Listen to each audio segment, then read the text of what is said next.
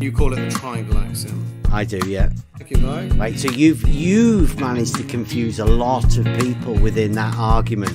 Weird times, buddy. Because like you weren't trying to say that all horizontals are not parallel because you can draw a cross on a piece of paper. I was temporarily agreeing. That wasn't the argument. For fuck's sake. Because some people have took it as though that is. I'm sorry. A separate discussion. Happy to talk about that one day. What I originally suggested, and Mike knows this, Mike Jones. Yeah. We agreed we'd sort of discuss the fifth postulate first. You call it the triangle last time. I do, yeah. I discussed the swimming pool. Thank you, Mike. Question. Weird times, buddy. You don't understand. Be quiet. Swimming pool. Thank you, Mike. Question. You don't understand. For fuck's sake. I'm sorry. Thank you, Mike. It's not my problem if you don't want to learn. Thank you, Mike. You're just on your own. Well, that I hold to be a self-evident. You call it the triangle axiom. I do, yeah. Because it's got just about a triangle, So, yeah. The question is, why did be quiet include that axiom? You call it the triangle axiom. That postulate. I do, yeah.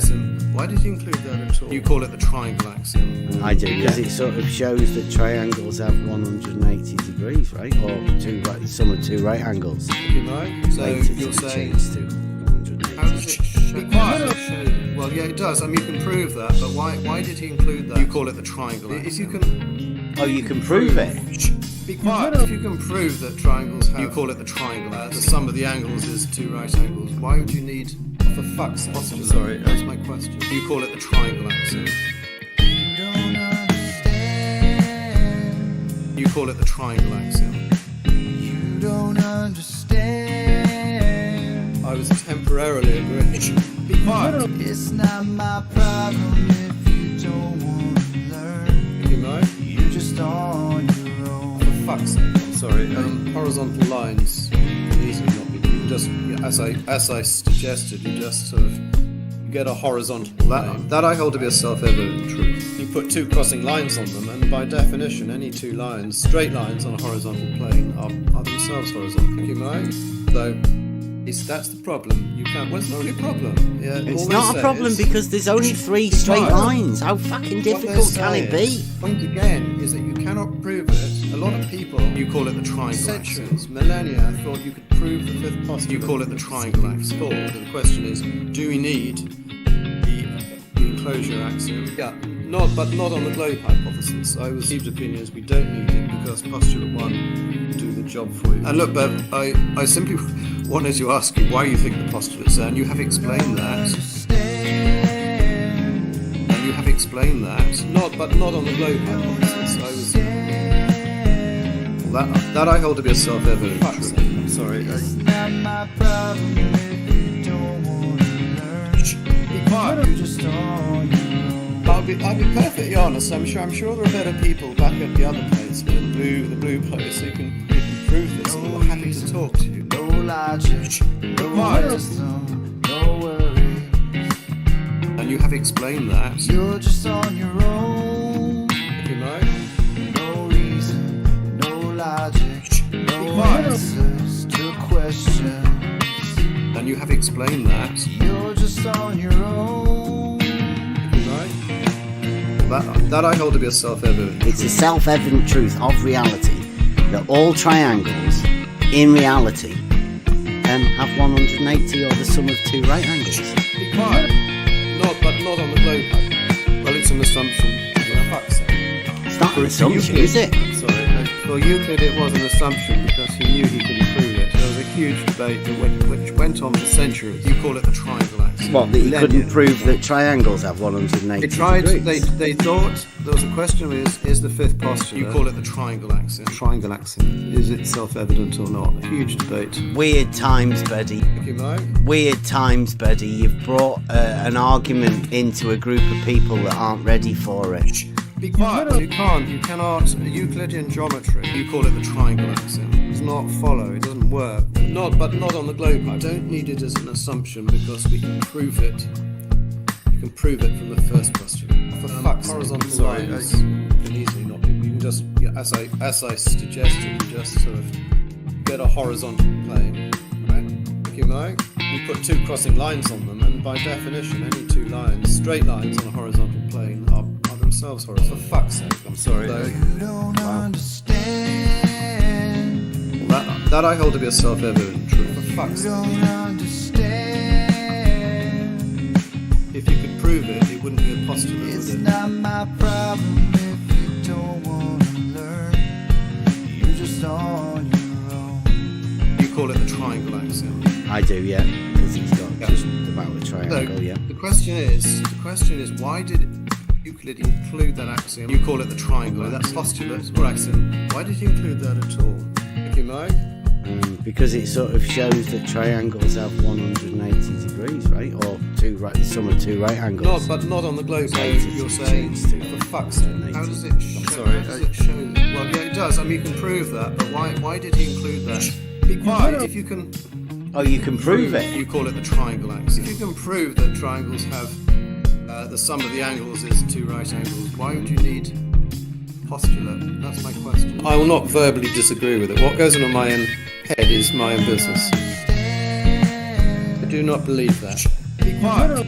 You don't understand. You call it the triangle axiom. For fuck's sake, I'm sorry. It's not my problem if you don't want to learn.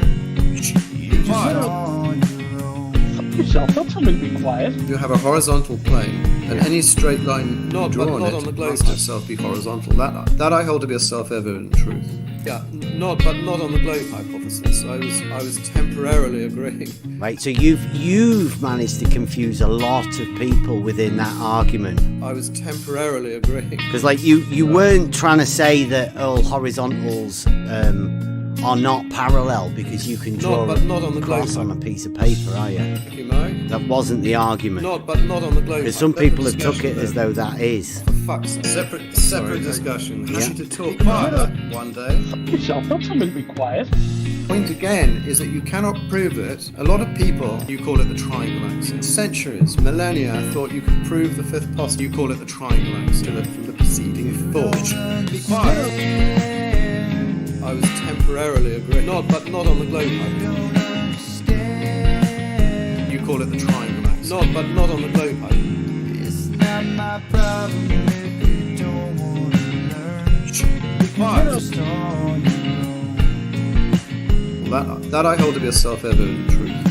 For fuck's sake, I'm sorry.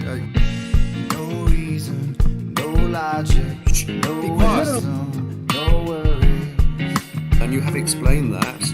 You're just on your own. Not on the globe, no.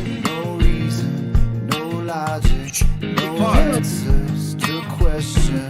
And you have explained that.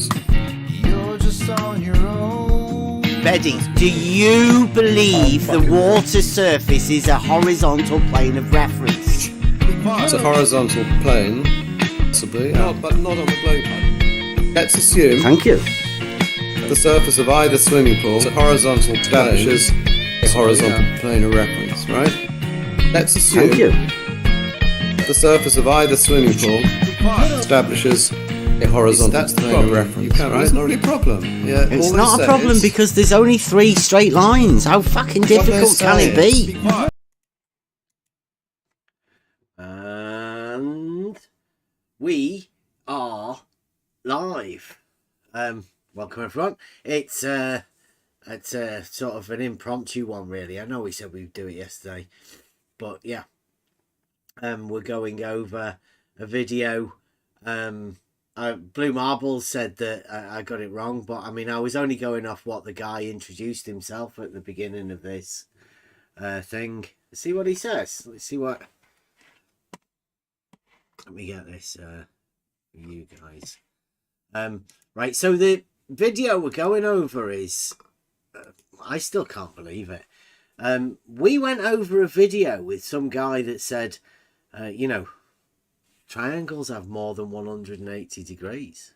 And I thought it was a bit, you know, a bit relevant to what we do because we go over basic geometry and, you know, foundations of understanding.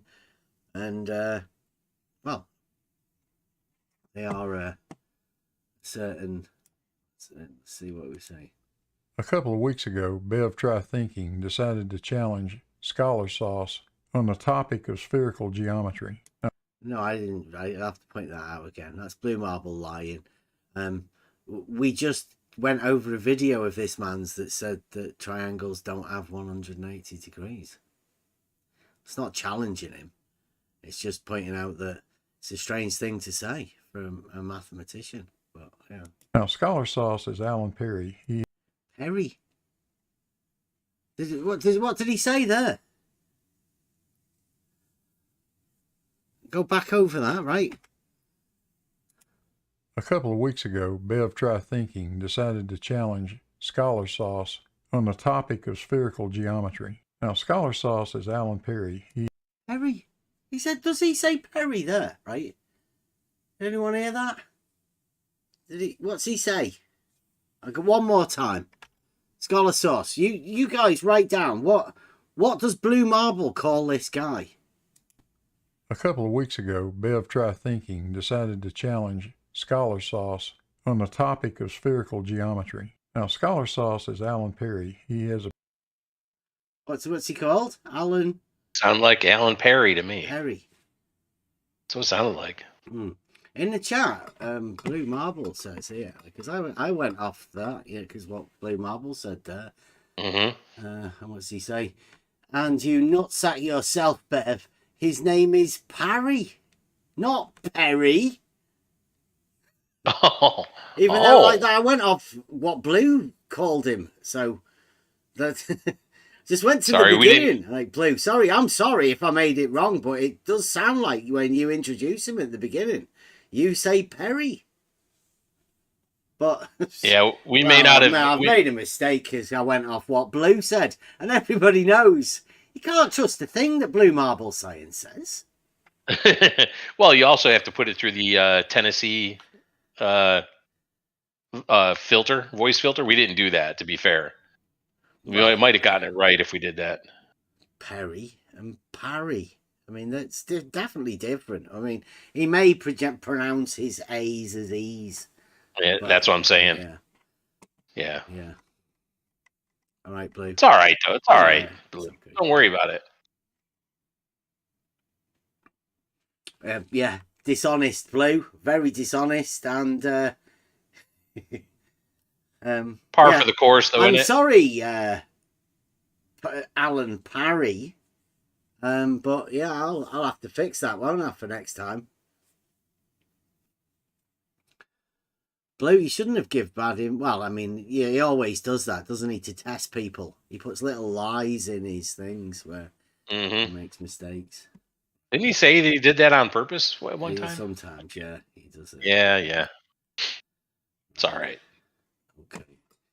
So, you guys can see. I don't know whether everybody else needs to see it, do you? Do you need to see what's going over? Oh, perhaps you do, yeah, because Blue Marble does little comments and things, doesn't he, on the screen? Let me get that on for you guys then on. Yeah, what did he call them? Snarky comments?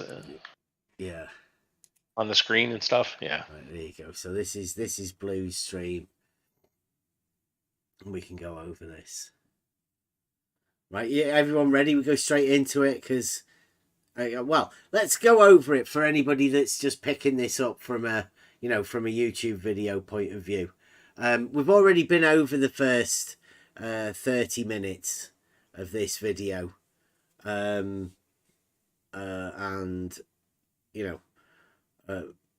it's we went over. We spotted a video. It came up on my YouTube feed from this guy. Nobody knows who he was. He was just a random guy who made a video about a triangle not having 180 degrees, in which at the beginning he said that teachers have been lying to you, and that triangles didn't actually have 180 degrees. So we went over it. We did a bit of a video, and then apparently this man, the one that made the video, he's the chair of the mathematics group at Utah Valley. So he's got a high position within this. Is it a university, Utah Valley? college? I believe so. It's Yes. a university, right? Okay. Mhm. So, yeah, and he apparently, for some reason, rather than coming over to us to have a conversation with us about it, he got in touch with Blue Marble Science, which I can't imagine why he would have done that. But he did, and he has now gone to have a meeting with Blue Marble Science to review us going over his video. I don't know what Blue Marble paid him to do this, or whether Blue Marble's just there for emotional support, or I don't know, because Blue Marble does have a video out about spherical pi, where he states that pi can't be the constant that it is, even though in this video he stated that pi is a constant. So it's really weird to try and work out what's going on, but I think that's why we initially picked up on the first video that this man did, stating that triangles don't have 180 degrees. Well, because everybody knows that there are mathematical proofs that triangles do have 180 degrees. So it doesn't seem logical that you can have a proof of something and then the triangles disregarding the proof within mathematics. It's very strange. Unless it's just a labeling issue, in which case they surely should be able to say that. But they don't seem able to. And there's a strange thing that goes on with the mind once you start going deeper into this. And I think that's where we're going to be going. But so there's a university professor, the chair of the mathematics department, that's gone over to Blue Marble Sciences HQ over in Discord, and they've got together to go over a video that we did as a live stream, just a review of this video. So Alan Parry, you're welcome to come over and explain any of this at any time. The door's always open. This is an open Discord server. So if you've been to go and talk to Blue Marble Science, then you obviously understand Discord servers. And Blue Marble's in the chat right now, supporting this man. Cheerleading. So Blue Marble put this man in this position, so he may as well defend this man and his teaching credibility, because he doesn't look that old, does he? You know. So I hope you do well for him. I hope his elevation into the globe mathematics is going well, Blue Marble Science. Okay, so here we go. I'll pick up from yesterday. Geometry. And here's We need to understand that part of it first. Afterwards, we can start looking at I can see just sitting here on the disk a number of curved surfaces that can't really be described in Euclidean geometry. well, and here's maybe Did he say curved surfaces that can't be described in Euclidean geometry, when he did really describe them as curved surfaces, and that would be a description within Euclidean geometry? Would it not? The sphere, oblate, hyperboloid, or whatever shape you want to describe it, would be within Euclidean geometry, in my understanding. But this is only Blue Marble. This isn't the mathematics professor. This is just some boomer. a good example of kind of what I'm getting at in terms of everything being context specific is the difference between 2D Euclidean geometry and 3D Euclidean geometry.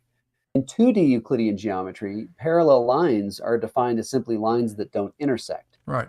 But when you talk about We went over 3D this, Euclidean didn't we? geometry, that definition is no longer sufficient. Most of the things that are true about parallel lines in Euclidean geometry are not true about lines that don't intersect in 3D Euclidean geometry, because you can have lines that don't intersect that are not parallel. We call them skew lines within mathematics. Lines that, because you're dealing in 3 dimensions. So, like, imagine that you can have a cross formation, but you could lift one plane above the other. And now those 2 lines that would be perpendicular to each other, they're not parallel to each other, but they will never touch because of the 3D nature of the planes that they're both in. If the planes don't touch, then the lines won't touch. But that's why we have a definition of planes being parallel in 3-dimensional geometry, in solid geometry. He should know that. That's right. So in 3 dimensions, you have to have a stronger definition of parallelism in order to still maintain those same theorems. Like, for example, parallel lines stay equidistant from each other. That's true in 2D Euclidean geometry. It's true in 3D Euclidean geometry. But in 2D Euclidean geometry, it follows just from a definition of the lines not intersecting. But in 3D Euclidean geometry, skew lines, which is what we call non-parallel lines that don't intersect, don't stay equidistant from each other. And so if you just use the definition from 2D, you'd run into a false theorem. Like that statement is no longer true. That's right. The definition of parallel lines is straight lines that are within a plane. So, I mean, skew lines are not in the same plane. So you wouldn't be using the definition from earlier geometry using the term skew. So he's trying to be misleading, I think. I think he's misleading Blue. But, I mean, if he wants to come and have a chat about this sort of stuff, I mean, we are open for that conversation. In 3D Euclidean, anytime. You have to add in that the 2 lines are parallel if they have, like, the same tangent direction or same tangent vector. The vectors are the same. They're moving the same direction. When you do that, then you can make a claim about them being equidistant. And that's true in that context. But you had to strengthen the definition because you changed context.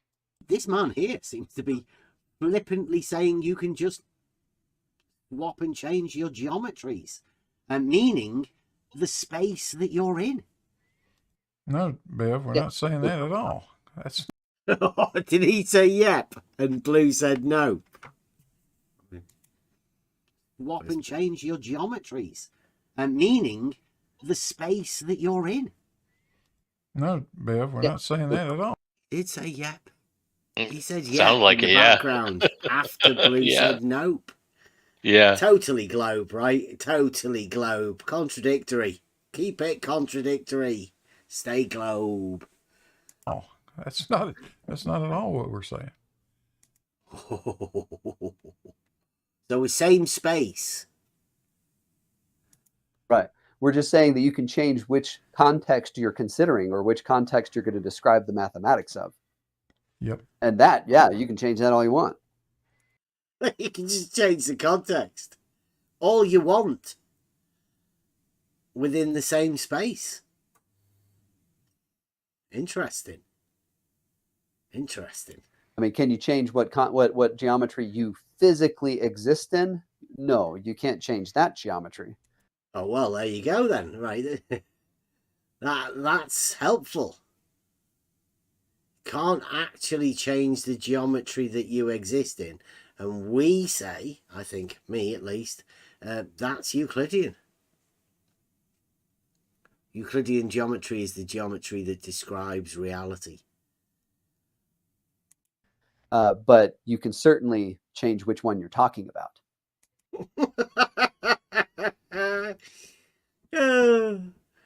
Which one are you talking about then? Like, whenever you want, you just talk about something different other than reality.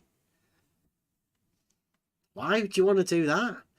Why would you only want to talk about things that aren't in reality? When people are trying to talk to you about reality, things that occur in reality, things that you can do in reality.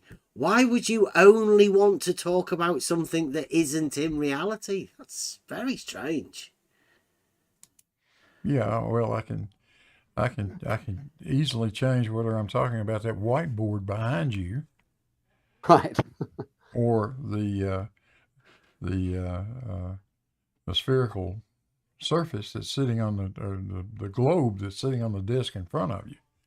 That's two different things. Hmm. He's got a globe in front of him. That's commitment. That's commitment. That's what you're talking about. Whiteboard behind Exactly, me, yeah. globe in front Yeah. of me. That whiteboard isn't curved. This is what Blue Marble puts on the thing. That whiteboard isn't curved. And the basketball isn't flat, Bev. He's good at this sort of stuff. Mathematics. Hard concept for you, I know. But try to follow along, please. Is he all right? That's a hard concept.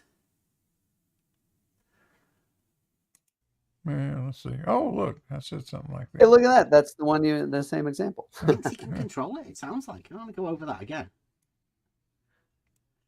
Which is the best number, by the way. But it actually turns out that that fact depends upon the geometry that you're in, and it's only true. It says, you didn't get it the first time. Are you hoping for divine intervention at this point? We're just going over it again, Blue. If you're It's in a almost flat like Blue space. doesn't want us to go over it. It's No, weird. that's what he's writing. He doesn't Yeah, I want know. us to review it and go back again to make Strange. sure we're hearing it correctly. Because, like, sometimes the first time you hear nonsense, your brain can't process it. So you do have to go over these things a few times. Or I do, right? I don't know if anybody else is. If everybody else doesn't need to do that, then fair enough. But I mean, I do. I have to go over these things. And no, it's not divine intervention, Blue. It's just so I can get clarity and make sure I am understanding what the guy's trying to say. Is this man a flat earther talking about flat space? I mean, is there anything more ridiculous? What's a flat space? Flat. It So doesn't go matter. ahead and They'll pause just it here. tag This is flat kind to of curious. So there is a notion of a flat 3D space versus a curved 3D space. Oh. It's a notion of a flat 3D space. It's hard to visualize because the way we tend to visualize curvature is how we view it within like 2D curved objects sitting within a three-dimensional space. That's how our brains are wired to visualize things. What's he talking about? So it's hard to visualize because of Can't that. visualize it because your brains have visualized the 2D in I wonder if he would. 3D. Like, I wonder if he would agree that if your mind deals with contradictions, it might be hard to visualize it as well, yeah. or not. Maybe he wouldn't agree with that. I don't know. Well, I Be mean, would great you to have a agree chat. that your brain does curves in 2D? Mm. Like, because I don't. Like, when I see a don't ball, think so. I know it's a ball. Like, that's not 2D, because then it would be a circle. I'd struggle to see the difference between a circle and a ball. But I don't have that problem. So I'm not so sure his understanding of what he just said with, you know, how our brains, because, I mean, unless this is a mathematics thing, right? Listen to what the mathematics teacher says. Is how we view it within like 2D curved objects sitting within a three-dimensional space. That's how our brains are wired to visualize things. So our brains are wired to visualize things as a 2D curved space within 3D. Like, I'm pretty sure I see as 3D curves, like, all the time. I can conceptualize a circle being drawn on a piece of paper as a two-dimensional thing, but I don't see it. And gets stranger and stranger, you know, listening to other people's perception of these things. Because that's similar to the universe that we live in. But mathematically, you can talk about a curved 14-dimensional space versus a flat 14-dimensional space. You can talk about it. What? Well, you could talk about any fantasy, can't you? I mean, we could talk about Star Wars, Star Trek, anime. We could talk about all sorts of fantasies. What? I'm not sure I understand the point. Yeah, like he said, you cannot change the geometry that you live in, but you can talk about all sorts of other different things. And that appears to be what he's talking about now. Just things that aren't in reality. But we like to live, we particularly deal with the reality side of all of this sort of stuff. And that appears to be what this guy doesn't want to talk about. We have definitions of curvature that are independent of dimension, and you can compute these kinds of things. This is actually we have definitions of curvature, and we can compute these things.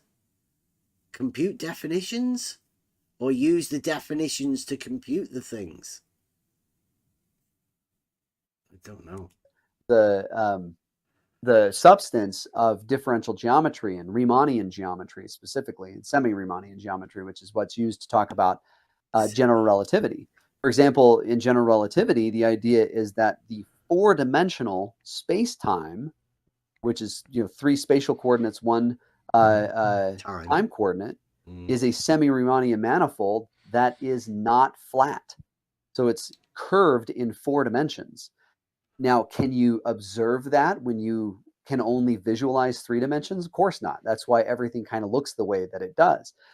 Oh, it's interesting. So you can't observe the curvature. It just looks like there's the 3 dimensions that, Euclidean geometry has. Interesting to note. If that's what he meant. But we can actually detect it. One of the things that I don't know if I don't think he gets to it, but one of the most fascinating things about general relativity is the fact that how your clock runs depends upon how fast you're going and how close to gravitating objects you are. And that usually it doesn't make that much of a difference for people on the surface of the earth. Like, just because somebody's traveling at 60 miles an hour down on the freeway or something like that, their clock's not going to change enough for you to notice. But it does make a difference for GPS satellites. How fast they're going versus it makes the clocks makes their clocks, I think, slow down a little bit. Is this mathematics? Does mathematics make the clocks on satellites slow down a bit? Modern mathematics? I mean, yeah. I don't know either. I mean, it's interesting that he goes to satellites and stuff, isn't it, for mathematics? Yeah. He's made a leap from geometry to 4-dimensional semi-Riemannian. Or 14-dimensional. Or whatever, yeah. Whatever he wants to talk about. Yeah, he can do that. But straight to GPS, which is a function of reality, right? I would state that GPS is a Euclidean. Exists within the 3 dimensions of space. It's a positioning system on the land. But, I mean, this guy may know extra things about mathematics. I mean, I wonder if Blue's going to get him into that sort of stuff, or whether he'll just let him go with this. And then the fact that they're further away from the center of mass of the Earth actually makes their clocks run too fast. And the net difference between those two things is an overall that time runs a little faster on the satellite. Here we go. He's put it on the screen. Earth-based clocks appear to run a little slower than GPS satellite clocks. What's this? Satellite? Say satellite clocks? by about 38 microseconds per day. Wow. Blue Marble Science would be the one to know. What's a sailor Wow. light? What's a GPS sailor light clock? I don't know. I've never even heard of one of those.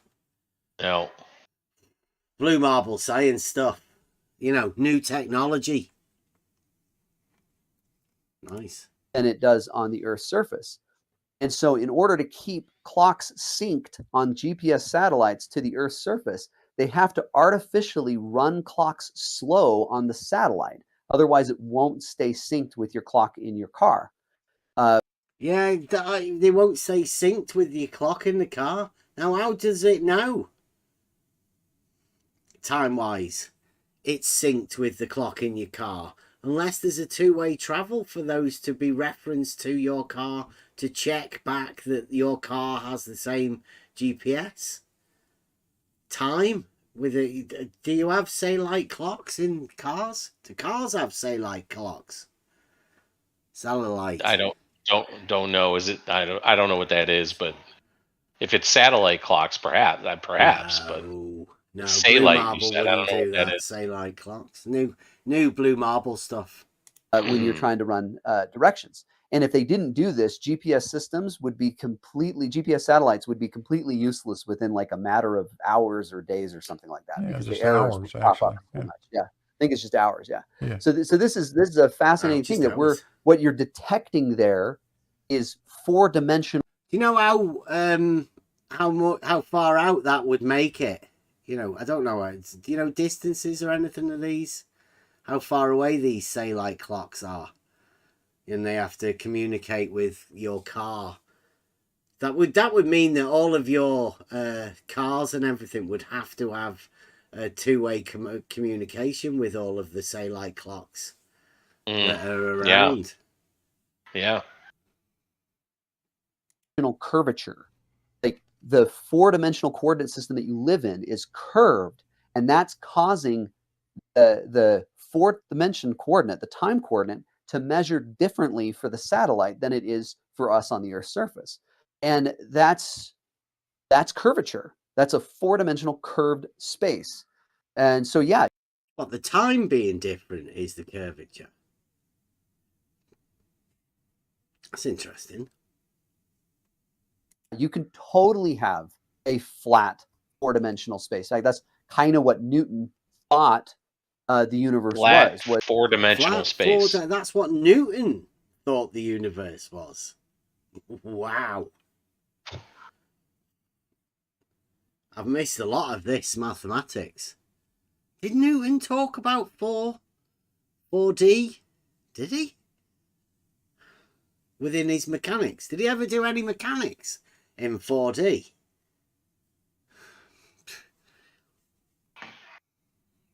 Was a flat.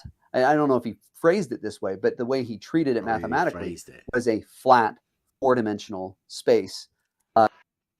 Why doesn't he know if he phrased it that way? He seems to know everything else here. It means like he phrased it that way, and he would like to be able to assume that Newton sort of meant to say it, and he can just say it better by saying flat 4D. Ah, right, You know. right. Yeah. Okay. That makes sense. I mean, he is the mathematics chair of university, so he'd know. With Really three good. flat three dimensions and one flat time dimension. He didn't phrase it like He just keeps saying flat a lot, doesn't he? Just like a flat earther. It's weird. I've never even heard it before. Anybody? There's only normally flat earthers that say flat this much. like this because the mathematics to talk about curved higher dimensional things hadn't been developed yet. So we didn't really know how to phrase it. But the way he solved things was treating it within that context. So that is what he assumed, even if he didn't say it that way. Oh, right. So he can tell what Newton assumed, even if he didn't say it. So, I mean, it's somebody else's assumptions.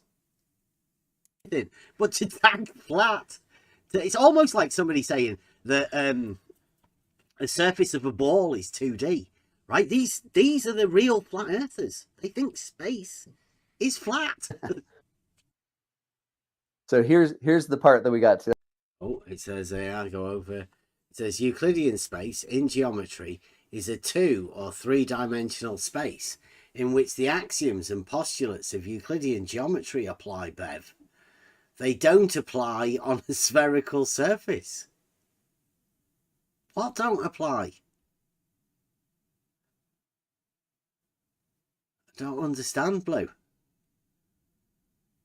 You get the spherical surface by applying the axioms of Euclidean geometry to form this spherical surface. Really weird. I thought it was a little later. So, what do mathematicians mean by dimension? I actually have a fun little short on my Scholar Sauce channel that explains this in 1 minute. But essentially, what dimension is to a mathematician is the number of is the amount of numbers required, or number of coordinates required to indicate a location on the space. I think that's the simplest way to describe it.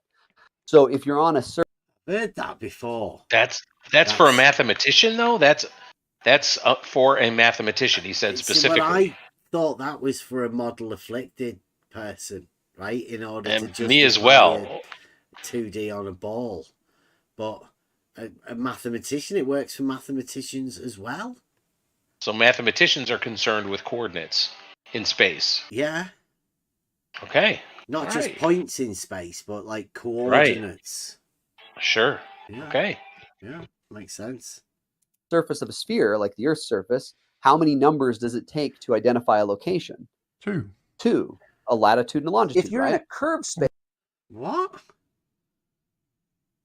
No, you need elevation as well, don't you? Yeah, you have to have an elevation. If you were looking for, let's say, I don't know, Vail, Colorado, right? You couldn't just have 2 coordinates, could you? You'd have to have an elevation of that, or else you might be at try to be at mean sea level of a 2 coordinate location. Yeah. Which I think would put you in the middle of a mountain, if I'm not mistaken. Yeah, there would be you'd be like, what do I do with this third coordinate? I can't just get rid of it. Well, perhaps you can. Perhaps yeah, you suppose. maybe just ignore it, right? Yeah. Maybe just ignore it. but by the way, I think he gave us a false mathematical definition of dimension, because as I read in dictionary, dimension is measurement in one direction, and as I remember, it is mathematical definition. So he's giving false. Well, I maybe mean, his that own. could be the Utah Valley definition, right? They could Yes, do things hidden. differently in the Utah Valley mathematics. Or maybe it is hidden definition only for some kind of people. Yeah. We are not allowed to know that definition. That's another one. Yeah, they could fool you with those other ones from dictionaries and stuff, and then save the real definitions for the university students. Whoops. Sorry. and yeah, that's fine. But and so, like, for example, like if you have a same thing with like a curve, right? So like, you remember those old Family Circus comics where Yeah. they had the little boy and he would like he was supposed to be going and getting like the newspaper or whatever, and he ended up walking around the whole neighborhood, and they'd have a little dotted line path behind him. Yeah. Do you remember any of those? Yeah. Oh, yeah. Yeah. So that's a really curvy, wonky, path. Some of it self-intersects and does a whole bunch of things. That path is one-dimensional because you can identify a location of where the kid is on the path by how many dots he's walked past. Did he say it self-intersects? And it's one-dimensional. How is that possible? Curvy, one-dimensional.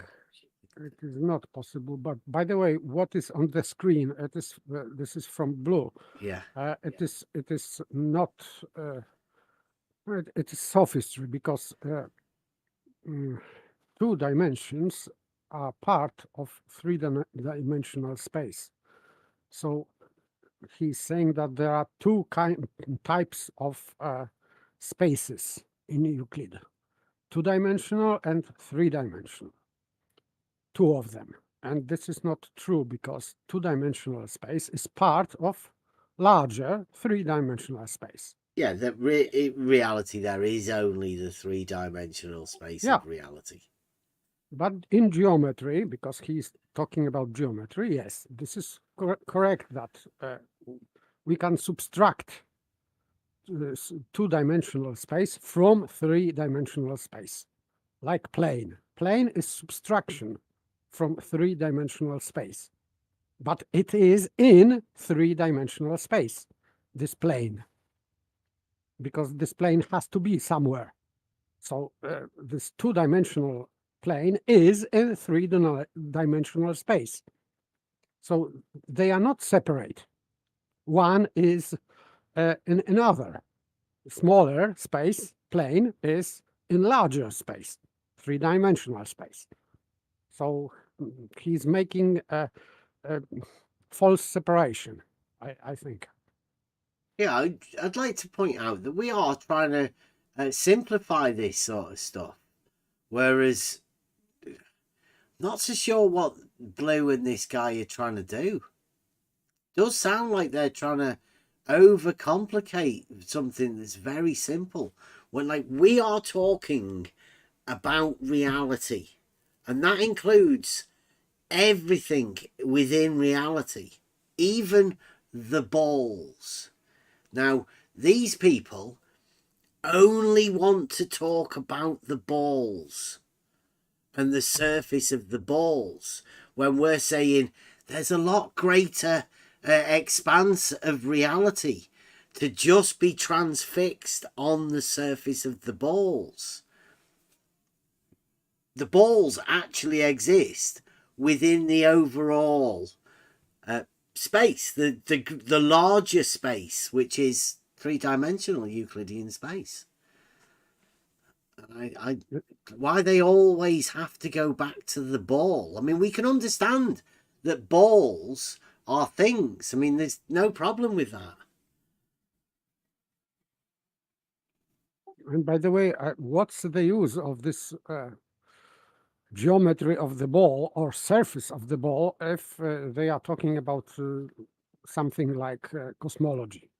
Because these stars and Milky Way and galaxies or whatever, they are outside of surface of the ball. Yeah. So how they can use this spherical geometry while talking about cosmology? It is impossible. What's the purpose of?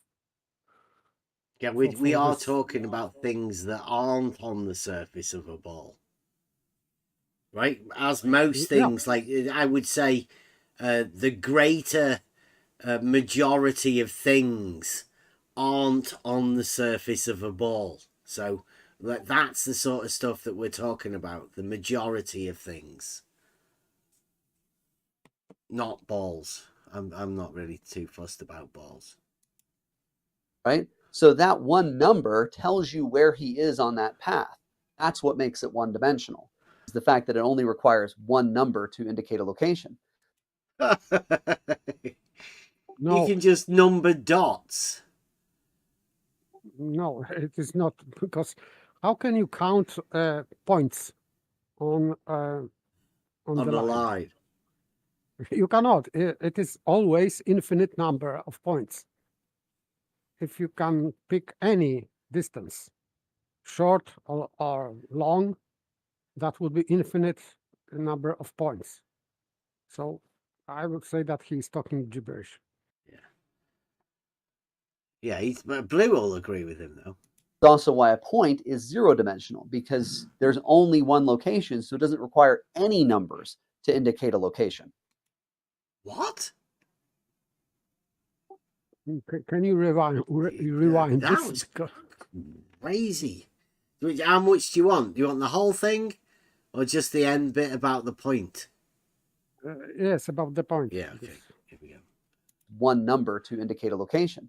It's also why a point is 0-dimensional, because there's only one location, so it doesn't require any numbers to indicate a location. What? I thought the location required 2 numbers. The I point. would say even 3, because to Yeah. locate a point in space, you need 3 coordinates. Didn't he start off by saying the point needed 2 points, 2 numbers for location, and now he said that a point has 0 because it doesn't require any? And I might have to go back and listen to the whole thing. Many dots he's walked past, right? So that one number tells you where he is on that path. Wait, let's go back again. Supposed to be going and getting like the newspaper, whatever, and end up walking around the whole neighborhood, and it'd have a little dotted line path behind him.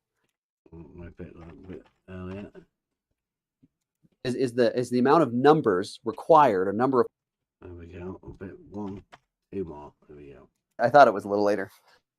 So, what do mathematicians mean by dimension? I actually have a fun little short on my Scholar Sauce channel that explains this in 1 minute. But essentially, what dimension is to a mathematician is the number of is the amount of numbers required, a number of coordinates required to indicate a location on the space. I think that's the simplest way to describe it. A location, but would a location not be a point? Yes, it is. Location is a point in mathematics. In So geometry, yeah. that's what describes the dimension, right? Okay. Dimension is measurement.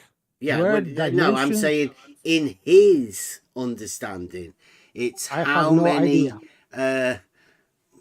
Let's see it again. Numbers. How many Yeah, numbers? How many He said numbers? How it many requires. numbers? Number of is the amount of numbers required, a number of coordinates required to indicate a location on the space. I think that's the simplest way to describe it. Right, to find the location on the space, which would be a point.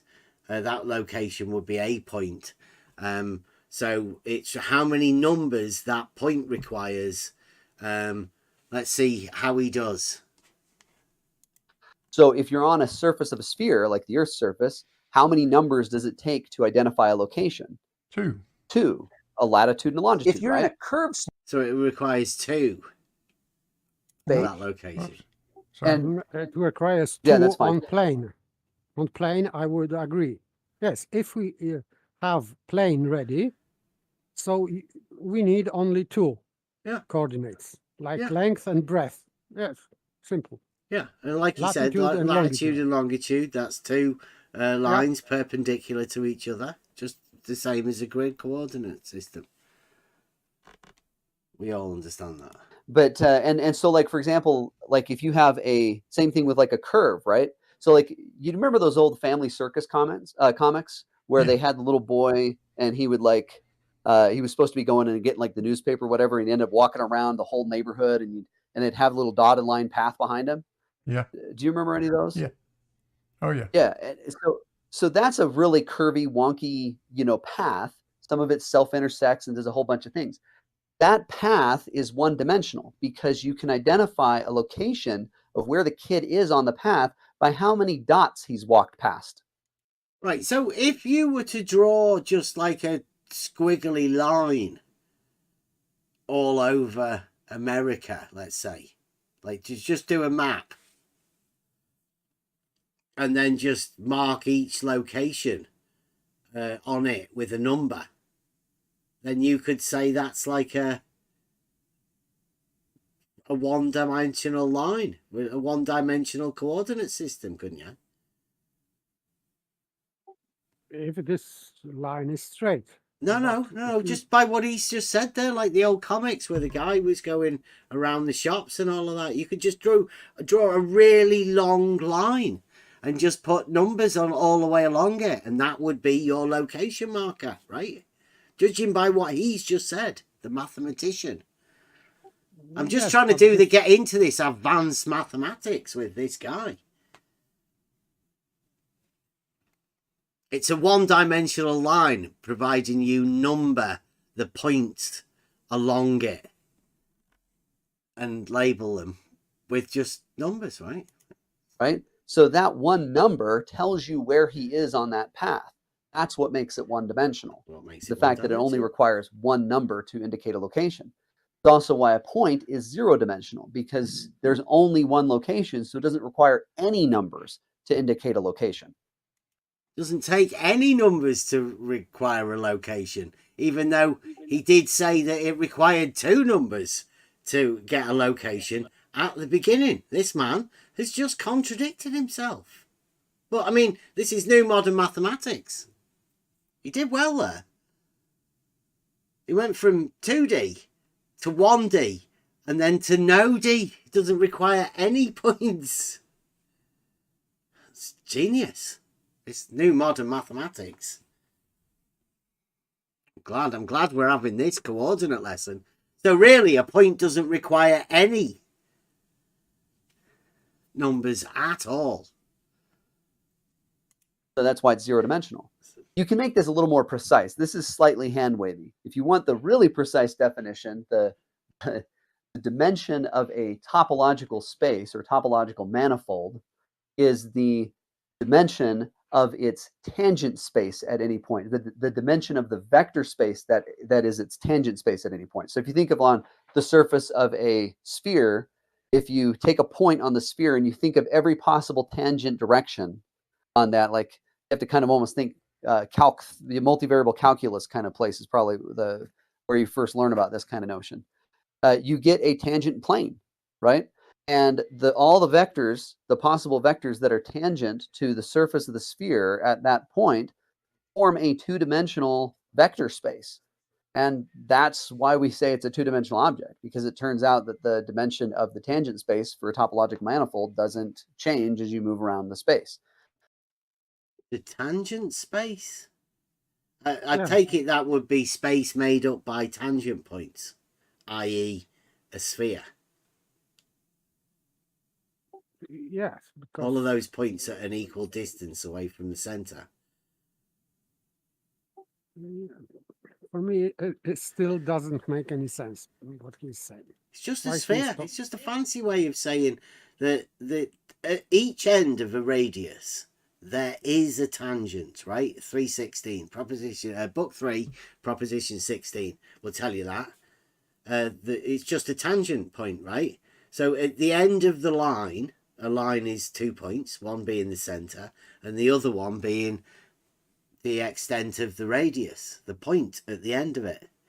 That's what he's talking about, is a tangent space, and that tangent is the tangent point at the end of the radius, and it's just all of the tangent points, the sphere. Yes, and this It's not space, complicated. yes, but this space is part of Euclidean space still. So Yeah. I don't know where he's going. He's just with give it a different name, hasn't he, by calling it a tangent space, whereas in reality it's just the sphere, but the sphere marked by the points at the end of the radius, the point, the 0-dimensional point at an equal distance away from the center. So anyway, so it ends up being that kind of thing. You can do this with a curve too, right? At any point you have a single vector for its tangent vector or a tangent line. That line is a 1-dimensional vector. It's a bit of a, if he's calling it a tangent line, then it's actually a line that's a tangent to the radius. But he's sort of fooling himself because he wants it to be a tangent space, which is talking about the points, not the lines. But this guy's the new mathematics guy. So, I mean, tangent lines. I don't know. Space. And so the curve is 1-dimensional. Same thing's true about 3-dimensional space. A 3-dimensional curved manifold is 3-dimensional because it has a tangent space that's a 3-dimensional vector space. But that's way too complicated. So the easiest way to just... Not really. It Why is not it complicated? It doesn't make any sense. Yeah. It's just nonsense. Not complicated. think about it, is how many numbers does it take to identify a location? How many numbers does it take to identify a location? 3. Well, I wouldn't know. Like, what would you do? Right, I've got a point. There's a point here, right in front of you. Right there, there is a point. How many numbers does it take to describe that? You need coordinate system. So you have to refer this. So it to doesn't this- just require numbers. It requires axis and coordinates and measurements in order to Yes, determine these numbers that are required. Yes, because these numbers are from coordinate system. Yeah. Without coordinate system, you cannot assign any number to that. Yeah, you Because can't in just reference to randomly what? give a point 3 numbers and say, well, that's in 3 dimensions, isn't it? I mean, that's ridiculous, isn't it? What he's saying there is that at each Complete, point, utter nonsense. how many numbers you can associate with it, when he just said at the beginning, a point doesn't require any numbers. Weird. Weird. On a space. That's the dimension. Yeah, right.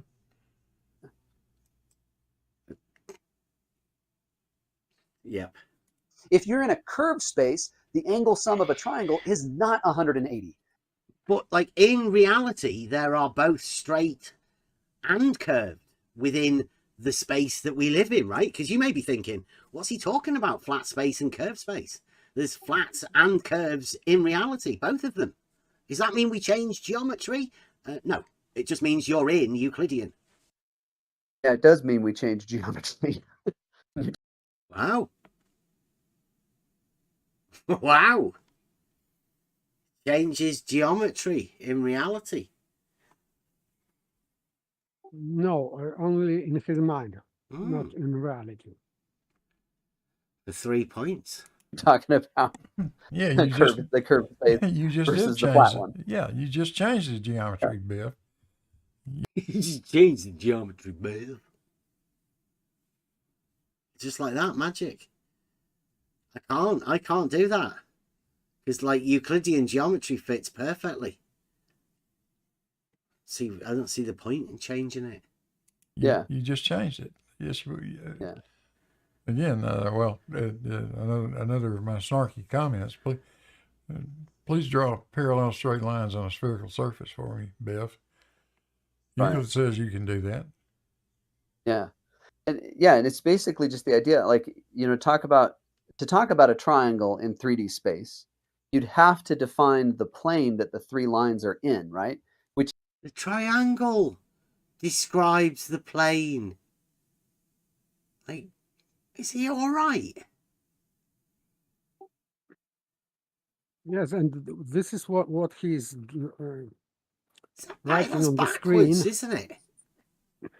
Complete nonsense. For me, please draw parallel straight lines on spherical. You cannot do that. You cannot draw one straight line, any straight line. Yeah. There are no straight lines on spherical surface. So why he's talking about parallel straight lines while you cannot draw even one straight line? It's just nonsense. Yeah. But listen to what this man says. Yeah, and it's basically just the idea, like, to talk about a triangle in 3D space, you'd have to define the plane that the 3 lines are in, right? No, No. it's quite opposite. Yeah, the triangle describes the plane in itself. Yes, so if we have 3 points and we connect them with lines which are extremities of a plane, we are creating plane. Yeah. Why would you So- need to describe the plane first? The triangle describes the plane, the 3 points. So this is backward inferring, I would say, because he thinks that we need a plane to describe triangle. No, we need 3 points. To describe the plane. Yeah, to create the plane. Yeah. Let's say. Blue, you should have called him up on that. That's terrible. You let that one go. Which is a two-dimensional subset of the three-dimensional space. And that Oh, two-dimensional that's subset, good. That's good. Yeah. Yes, It's a subset. two-dimensional subset. So it is. I relate that what Blue Marble Science wrote before. Yeah. This Euclidean space, and now he is just contradicting what Blue Marble Science wrote on the screen. That yes, two-dimensional space is subset of three-dimensional Euclidean space. Both of them are Euclidean. Yeah. Because subset has to be in agreement with the whole. As I said before, part cannot contradict the whole. And now he's talking about subset. Yeah. that plane does Right. satisfy Euclidean planar geometry. Exactly. But the surface of the sphere is also a two-dimensional subset of the 3D space, and it does No. not satisfy Euclidean planar geometry. And that's Oh. No, he's not It's right got because two different 2D subsets that Yeah. are both different but the same. no, 2D is a plane. Yeah, I know, You but I mean, cannot- he's got 2D, and that they are different Yeah, yes, he's talking Within- about plane. within the, as a different subset. Yes, so he has two different subsets. So in Euclidean geometry, a subset of three-dimensional space would be two-dimensional plane. But for him, beside this two-dimensional plane is another two-dimensional surface of the sphere. Yeah, This but is just idiocy. and well, like if you say that the Euclid, you have X, Y, and Z as your 3 dimensions, and 2 of them would be X and Y, or X and Z, or Z Yeah. and Y. Like these combinations of 2 of them, right? Then. Yeah. That other one that would be missing would be the opposing dimension, right? Now, Right. in his other subset, how would you break those X, Y, and Z down to only have 2 of them, right? You cannot do that because this his new subset will diverge into third dimension. So if we curve the plane into a spherical surface, that would affect Sorry, this just a third minute. dimension. Just a minute, paper. Blue, please do not insult the guests that we have round here, as particularly the women. Get in a really, really bad way. People are always attacking the women around here, and I don't understand why you have to do this sort of thing. Can you just tone it down a bit, Blue? Get the mods. I would. What's STFU? You can't just go round telling women to shut up. You're not in that sort of era anymore, Blue. I know you come from a different age, but not anymore, please. Mute your friggin' lapdog, Bev. I mean, what's up with you, Blue? You sure you're all right? Maybe some kind of mental disorder. Yeah. Who needs muting? There's nobody speaking up here. Are you hearing voices, Blue? Just block them out. Go and watch something else, Blue. You shouldn't be round here. This isn't good. Watch it on a playback. Get a friend round. Make sure that there's a few of you around there. So I'm pretty sure it's not good for you to be doing this, Blue. And please just lay off insulting the women.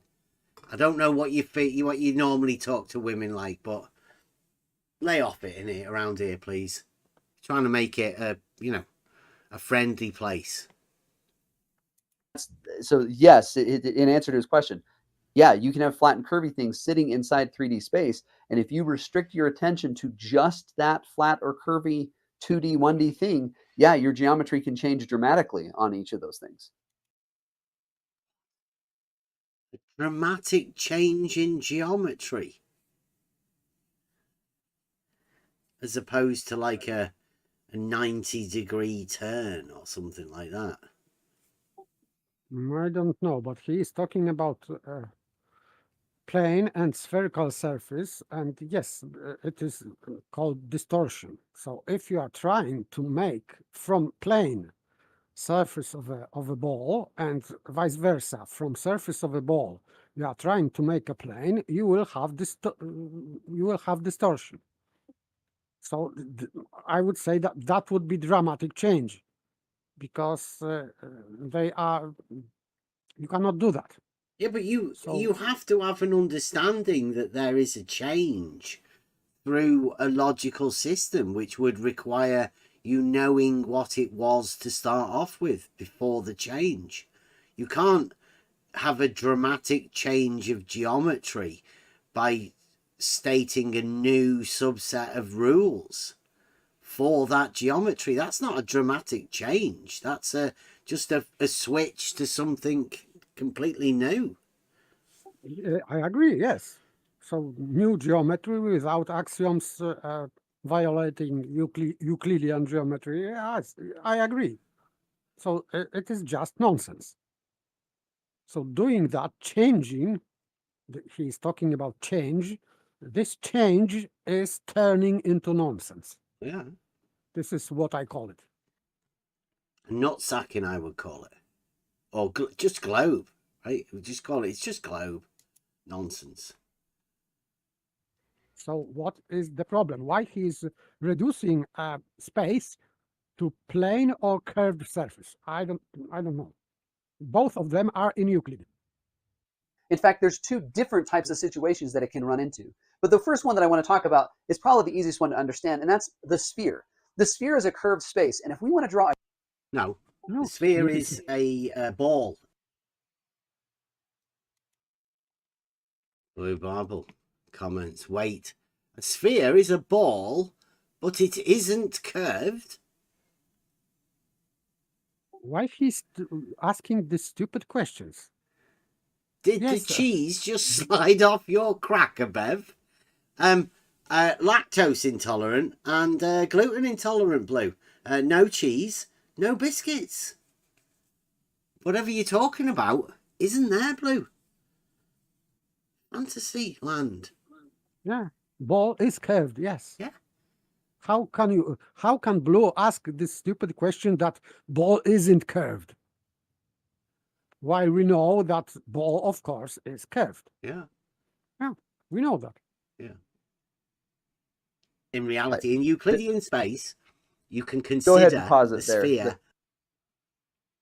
There. The weird... I apologize for pausing it like every 2 minutes, but... But this one's kind of going what you said earlier about the sphere being the boundary and the ball being the interior is exactly right. But it's funny to me, like, so he says that the sphere is, he uses that to argue that the sphere is not curved. I mean, like, even if you had a ball. Who said that it? I argue Nobody that the said sphere that. is not curved. What's he Nobody talking said about? that. And by the way, I said in this comment, I said what I am saying now, that this is subset.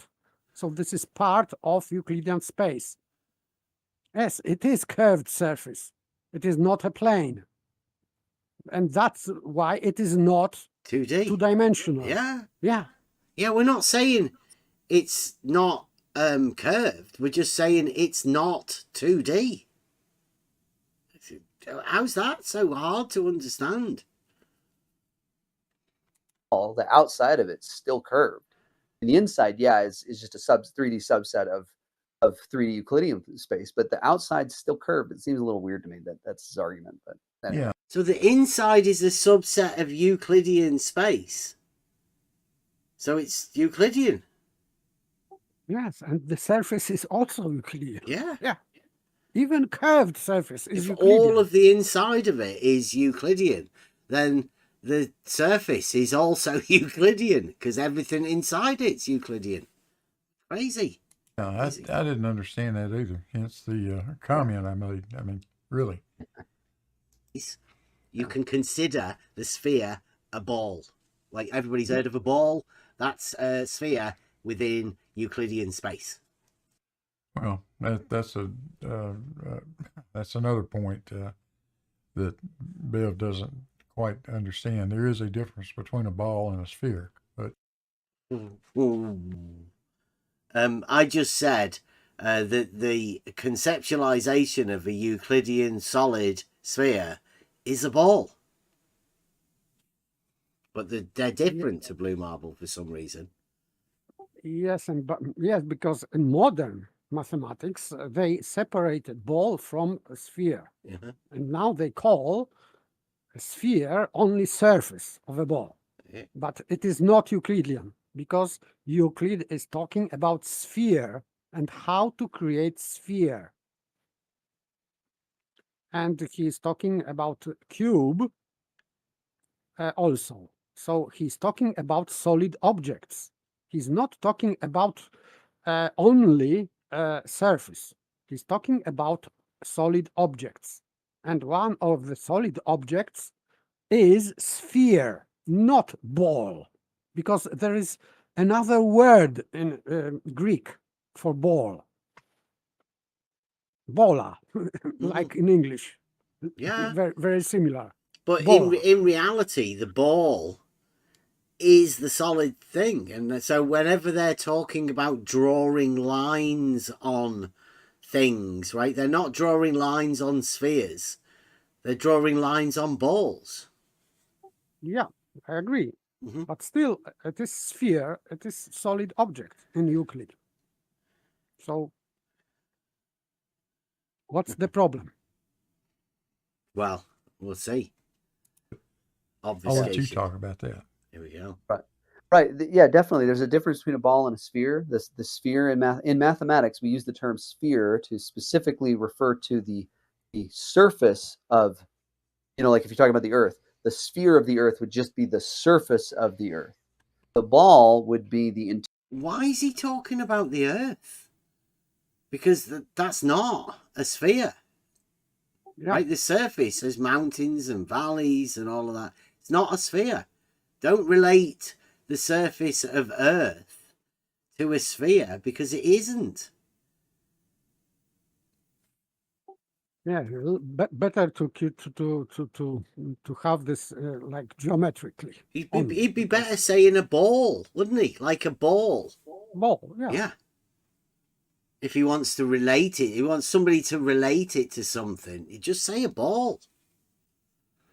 Interior, and you can either have an open ball or a closed ball. If it's an open ball, it doesn't include the boundary at all. A closed one would include the sphere and the interior ball, and then of course could include portions of it, I guess. But anyway, yeah, the difference between a ball and a sphere: the sphere is just the surface, the ball is the interior, and that's how mathematicians use those terms pretty exclusively.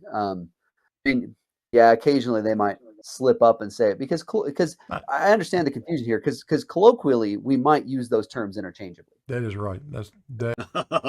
Now you see, colloquially we may use those terms interchangeably, but when we want to define them differently, we can say that you misunderstood what we were saying, you fool. Because remember, Blue Marble's got one that he said it's a really big ball, Bev. And he's definitely talking about a ball, not a sphere. Yes, and by the way, this is not in Euclid. And while Euclid is talking about revolution, so it means that he's talking about revolution of all points also inside of that. So it's clear in Euclid that he's talking about solid object. Mm-hmm. So this separation, it is solid geometry, and that's what it's titled, isn't it? Book 11, solid geometry. And by the way, if he's referring to the surface, so by the very definition of Euclid, even if this guy is trying to understand a sphere as only surface, and Euclid is talking about solid objects, so therefore three-dimensional, so it means that the surface of the sphere, with his understanding, has to be three-dimensional. Yeah. not two-dimensional.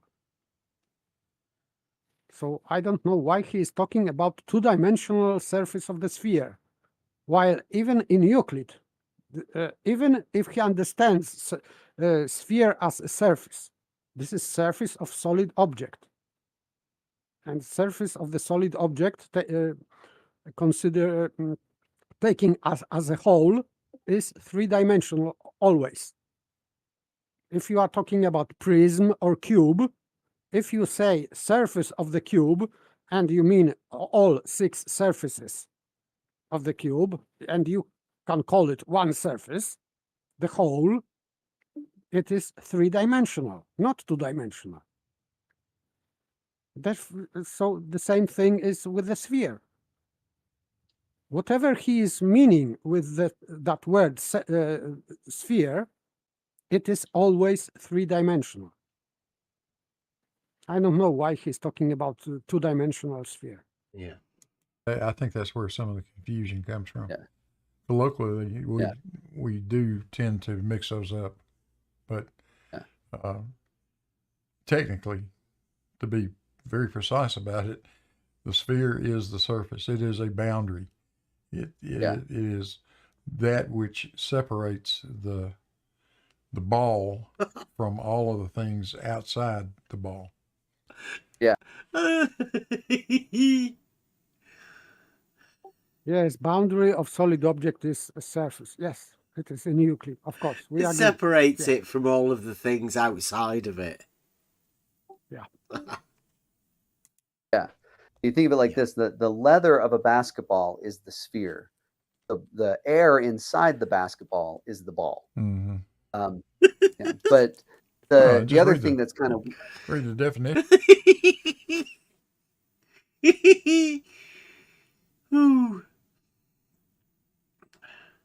The rubber is the sphere, and the air is the ball. Yeah, air inside. Yeah. That's air outside from like a chair of a mathematics at university. Utah Valley. It means that air outside of a ball is air, but air inside of a ball is ball. It's a ball. No, air inside of a sphere is a ball, and air outside of the sphere is just air. Yeah. Not a ball. Yeah, it's not lucky enough to be a ball because it's not surrounded by leather spheres. What's that? Read the definition of what a sphere is, and it's all of the. I'll try to paraphrase it myself. It's essentially all of the points that lie an equal distance from a center point. Mm-hmm. It is that collection of all of those points. And exactly. there's yet another another way of saying it's only two-dimensional. Those points are no dimensions, but when you put them together, you make a surface which is two-dimensional. If it is a plane, Oh yes, well done, Blue. You just get a load of points and put them together, and it's 2D, isn't it? But if you have, for example, points like in the corners of the cube, so how can they create 2D surface? They cannot. Corners of the cube. They cannot create surface, two-dimensional surface. But he's talking about collection of points. So he's begging the question. He has already this surface. And he is putting these points on that surface. He's not creating surface by putting points together. Because as I said, you have points as corner points of the surface of the cube, and you cannot create a two-dimensional object from that. So this is just nonsense what he's saying. Well, how much do you reckon Blue Marble paid him? Because, I mean, who's giving the lesson here? Like, sounds like Blue Marble's telling this guy something about a sphere. Making some shit up as well. But he came to the conclusion that somehow the surface of a sphere is 2D by just adding a load of zero-dimensional points together. I'll listen to that again. So let's see it. Listen to Blue Marble and his sphere. And Exactly. there's yet another another way of saying it's only two-dimensional. Those Right. points are no dimensions, but when you put them together, you make a surface which is two-dimensional. There you go. That's another way of saying it, isn't it? That's definitely another way of saying it. I agree that you can create a plane by collecting points, but these points have to be in certain order to Yeah, be just 3 on the points. plane. Any 3 Yeah. non-collinear points will create a plane. Yeah. Define a plane. So there is no problem. Yeah. Yeah, it's just not. You But- can't just collect a load of random points together, though. Like Blue described at each end of a radius, unless it's on a circle. Because if it's not on the circle, then it's not 2D. Yeah, absolutely. And the same thing is with this triangle or 3 points, because if you add fourth Blue's point, got the nerve to type in the chat is what you said was really stupid, Paper. After Blue's just said that, we've just played it twice. Blue, Yeah, like, just try your distraction tactics, but I mean, it's not going to work. I think that Blue is somehow off today, so he is not well today, and maybe it's better to ignore his brilliant comments because this is just embarrassing. But still, if we have 3 points and we add fourth point, which is not on that created plane, for Blue, that would be still two-dimensional surface. For me, not, but for him, yes. He is not well. Yeah, let's hear what Scholar Source says. Right. Right, And you're right. He's agreeing with Blue. How much Yeah, did you play right. this man, Blue? Come on.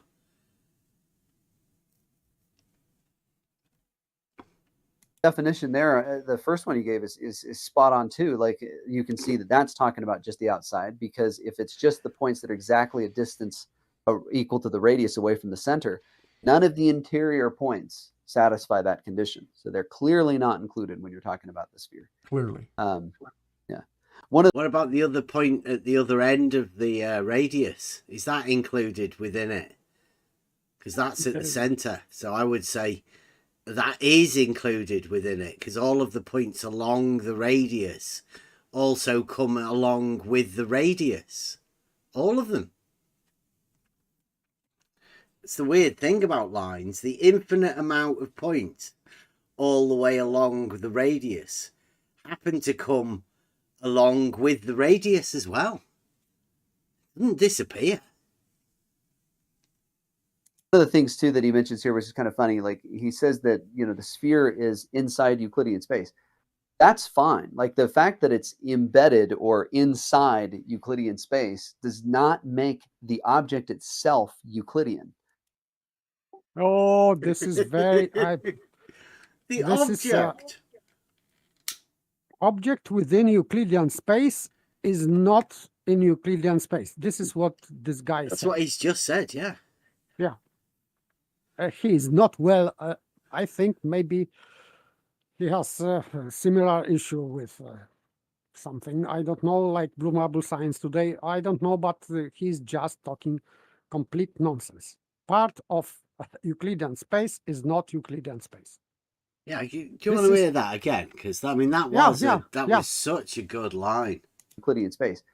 that's fine. Like the fact that it's embedded or inside Euclidean space does not make the object itself Euclidean.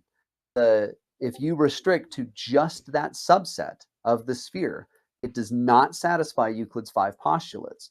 The subset of Euclidean space is now not within Euclidean space. What's he talking about? Yes, he's taking away part of Euclidean space, and he's saying that from now, this part of Euclidean space we will call not Euclidean space. Yeah, This is what this he's doing. subset of Euclidean space. It was Yeah. before I took it away, but now I am taking away, and then when I took it away, it is no longer, because he's pulling out part of Euclidean space away from Euclidean space. But he does say a subset. Listen Yes, to it it's- again. This is He says that, the sphere is inside Euclidean space. That's fine. Like the fact that it's embedded or inside Euclidean space does not make the object itself Euclidean. If you restrict to just that subset of the sphere, it does not satisfy Euclid's 5 postulates. And so it's not Euclidean. You can So he is making inferring. This is completely wrong. Because, yes, and as I said before, part cannot contradict the whole. You cannot just take part, because he's talking about subset, but subset, it is just a part of something. just the sphere, is though, subset. right? Are they trying to just take the sphere, the Euclidean sphere? They're trying to take that and put that as a subset within Euclid, and then say that that isn't Euclidean. Yeah. Yes, literally, this is what this guy said. Wow. It's complete, utter violation of first principles of reasoning, what he's doing. Mhm. This is You new cannot- modern mathematics, though.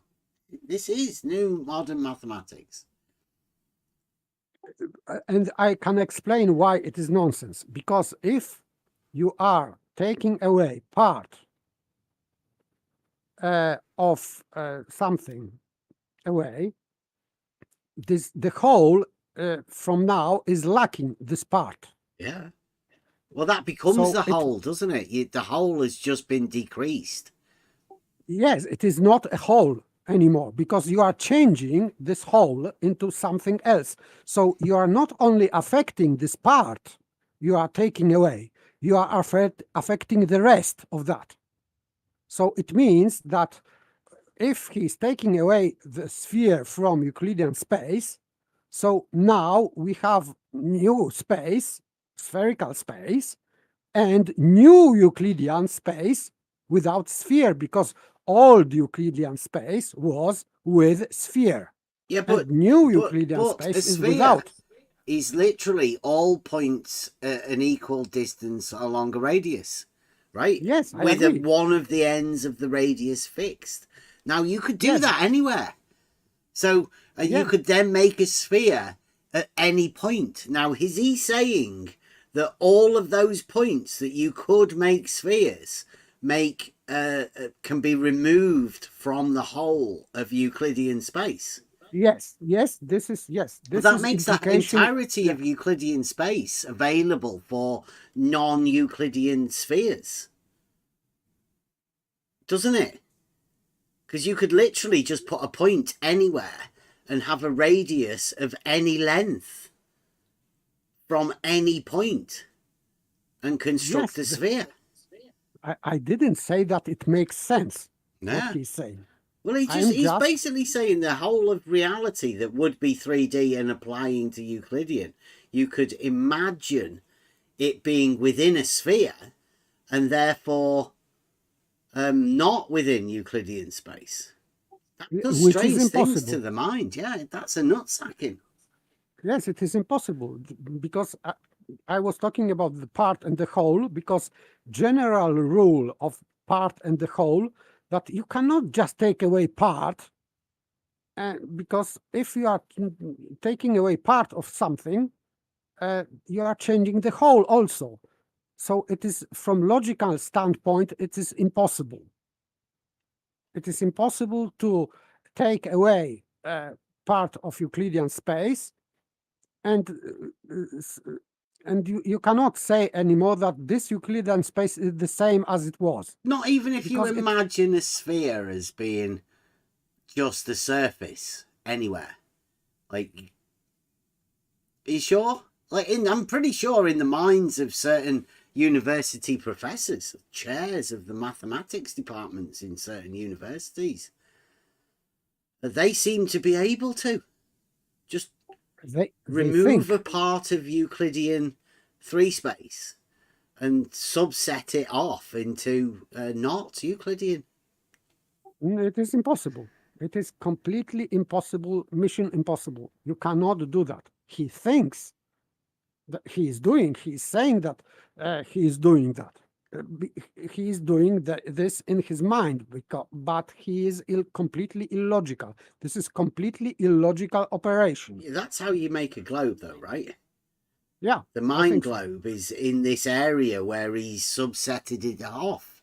That's where the globe exists, in that area outside of Euclidean 3 space.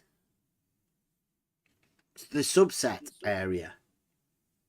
But I am glad that I can hear what he is saying, because if he is saying on behalf of body of science, of mathematics, maybe, so it means, so it is confirming our suspicion that this modern mathematics is illogical. You were talking about that. And he is just confirming that. Yeah, you can't employ logic because your logic is obviously Euclidean. He's removing the logic from the geometry, making this new place. Have non-Euclidean objects sitting within a Euclidean ambient space. See? No, yes, this is what he is doing. He thinks he is called doing it an object as well, like an object. Yeah, object in Euclidean space, and he said that this is object. Can you rewind it, because it is important? His words. Here we go. Space does not make the object itself Euclidean. If you restrict to just that subset of the sphere, it does not satisfy Euclid's 5 postulates. And so it's not Euclidean. You can have non-Euclidean objects sitting within a Euclidean ambient space. There you go, yeah. Impossible. Impossible, because, as I said, how many times, part cannot contradict the whole. Well, and the fact that in solid geometry, a sphere is a 3-dimensional object, right? The ball, you can objectify the ball. It's there. Look, that is a ball with a definition and everything. Yeah. How can you have a non-Euclidean object in the same space as the sphere is an object that is Euclidean? Yes, sphere is Euclidean, and it has definition in Euclid's elements, yes. So how can the sphere be both a non-Euclidean space and a Euclidean 3-dimensional object? What's he talking about? It is impossible. Yeah, it's contradictory, right? Yeah. It's just nonsense. It doesn't follow. Not complete nonsense. I have to point out again, we are talking about reality. Obviously, this man's off in fantasy land somewhere. This is the new mathematics that he's dealing with.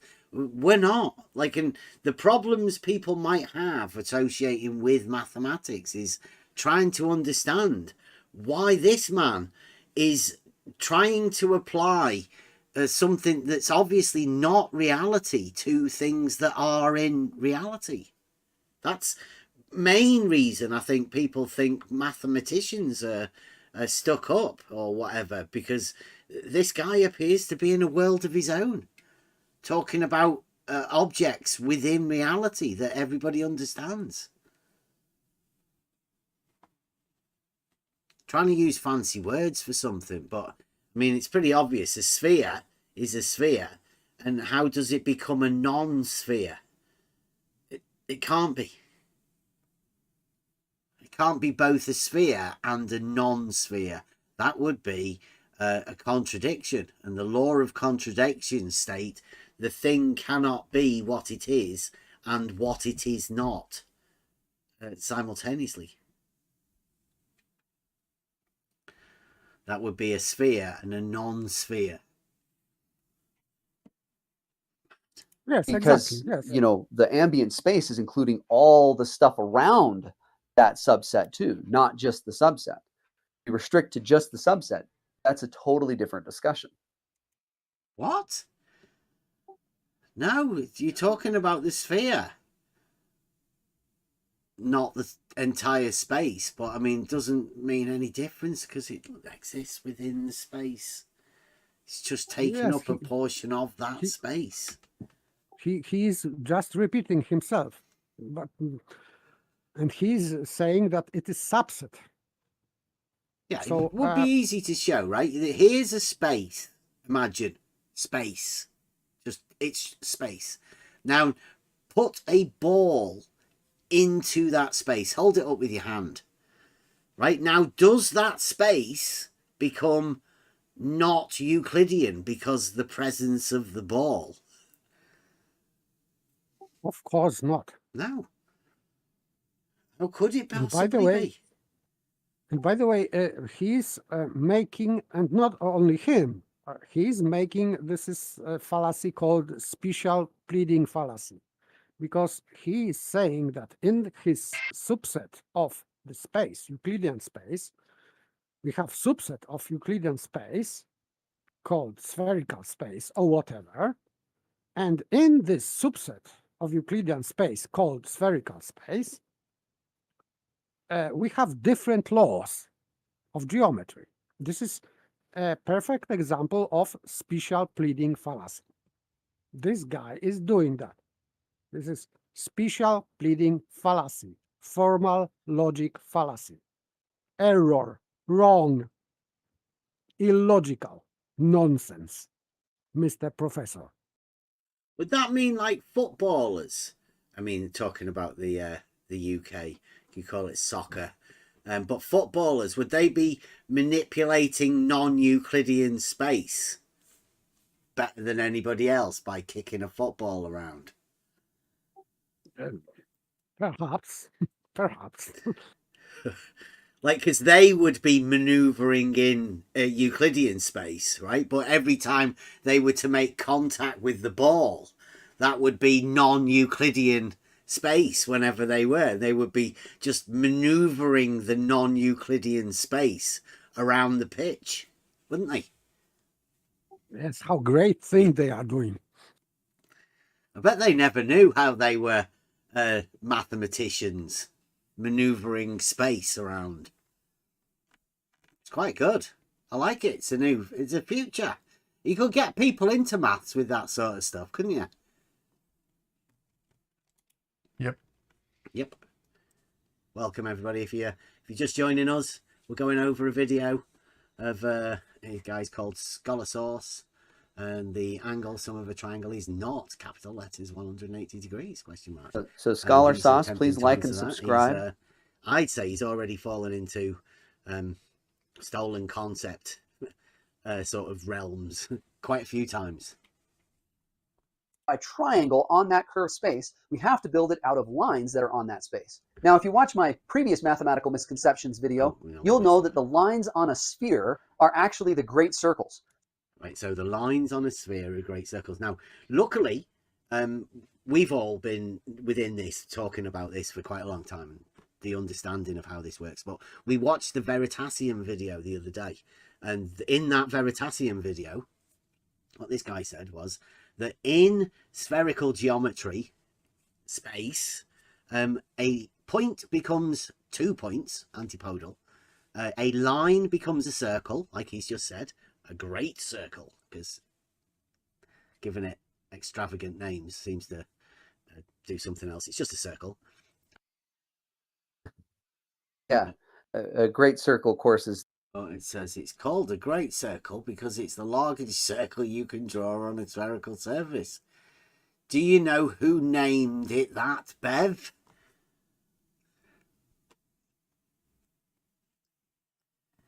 Blue? We are not against great circles. Yeah. We have no problems with great circle. This great circle is not a straight line. Yeah. That's the problem, isn't it? Conceptualizing that great circle as a straight line and saying that the line within Euclidean geometry, the straight line, is actually a circle, because that's what we said. You've just got to imagine things differently. And yeah, we've been over this. We know this, Blue. like you said, the largest circle that you can draw on a spherical surface. Another way to describe it is it's a circle that has the same radius or same diameter as the sphere itself. Yep. And the reason why it's a line. How can you have a radius or a diameter if the space isn't Euclidean? Because the radius and the diameter is definitely Euclidean. The circle would be Euclidean if you're talking about the same radius or diameter. But he wants to make it not Euclidean. So he's playing about with this idea of understanding of Euclidean, not Euclidean. Probably confusing for a lot of people if you're trying to listen to this as though, you're trying to glean some globe information out of it. Well, and this is the globe stuff. You have to be contradictory, even within your own mind when you're saying it. And then nobody's going to question you because this is what happens. Blue Marble and this guy make videos about you whenever you question and pick up on their contradictory statements. But it's obvious that they do have many contradictory statements. They have to. And in a sphere is that it's the shortest distance between 2 points on a sphere. If you were trying to traverse, if you have 2 points on the sphere and you're trying to get from one to the other and you cannot leave the surface, you can't bore through the middle of it, you can't fly over it, you have to walk on the surface, the shortest distance, the shortest path between those 2 points is following a great circle, which is actually kind of an interesting thing because if you look at latitude and longitude lines, all the longitude lines are great circles, but the only latitude line. Can you actually have 2 points that aren't on a great circle? The shortest distance between the two? You have. He's referring that something that you cannot do, and he was talking about flying, because no. Forget about that, right? We're talking about what he's saying is the shortest distance between 2 points. This is what Bob said in Bob's great Modus Polens. The shortest distance between any 2 points on a sphere is a great circle route. Now, is that true? No, of course not. And that's why I am talking about flying, because he's saying that it is impossible, but I can say it is possible to have, you can fly above surface of the sphere on aeroplane and in straight line, and you will take shortest path, shorter than great circle, normal Euclidean straight line. So it is possible. He said it is impossible on the surface of the sphere, but we are not flying on aeroplanes on the surface of the sphere. We are above, and we can take normal straight line between 2 points. Right. So if you take 2 points that are sort of, let's say there's a top of the sphere. And let's say, you're going to divide it. All of the longitude lines would be a great circle, and all of the latitude lines would be not great circles, apart from the largest one at the center. Right now, what about if you have 2 points that are on the latitude Would you say that the shortest distance between those 2 points lies on a great circle? Absolutely not. Well, Never. that's what this man's just said. Yeah, That's what yes, Bob I just know. said. So how much do they truly know about the form and function of a sphere and the things that they're actually saying? Like, why are they just parroting or, laying out this stuff if it's not true? And quite clearly not true. Or are we meant to forget about the logical nature of the Euclidean sphere and the rules that he's put out, because that's part of Euclidean understanding, right? And he's obviously in non-Euclidean. I'll put it again. I'm going to listen to this again, right? To listen to how he says this and what he says, because this is very important, because Bob the science guy made a modus ponens stating the very same thing. And this is like a QE's modus tollens, fallacious modus tollens. There's multiple depths for you making a wrong statement. So here we go. The other, and you cannot leave the surface. You can't bore through the middle of it. You can't fly over it. You have to walk on the surface. The shortest distance, the shortest path between those 2 points is following a great circle, which is actually kind of... How is the shortest path between 2 points on a sphere following a great circle? How? He's saying that that you cannot. It is. I would agree that it is if we cannot leave surface of the sphere, it is the shortest possible path. I can agree. Well, it's a great circle. Okay, it is a great circle. Even if Let it be. Even if they're on the same latitude, how could the shortest distance between those 2 points be a great circle distance? Because a great circle requires the maximum size of circle, doesn't it? To be Yes. a great circle. So- Well, how could you possibly have that maximum size circle if those 2 points are on a latitude that's not the center? Yes, I agree. So this is it cannot be. It's a false statement, quite Yes, clearly. false statement about great circle, Yeah. because it is not a requirement here. Just line on the surface of the sphere. So curve. Yeah, it's like he's making a mantra about great circles that doesn't need to be applied. So why is he stating this mantra? Unless he just wants people to get it into their mind, like Bob, saying it over and over, and you'll hear more and more people saying it. But as long as you understand that it's not true.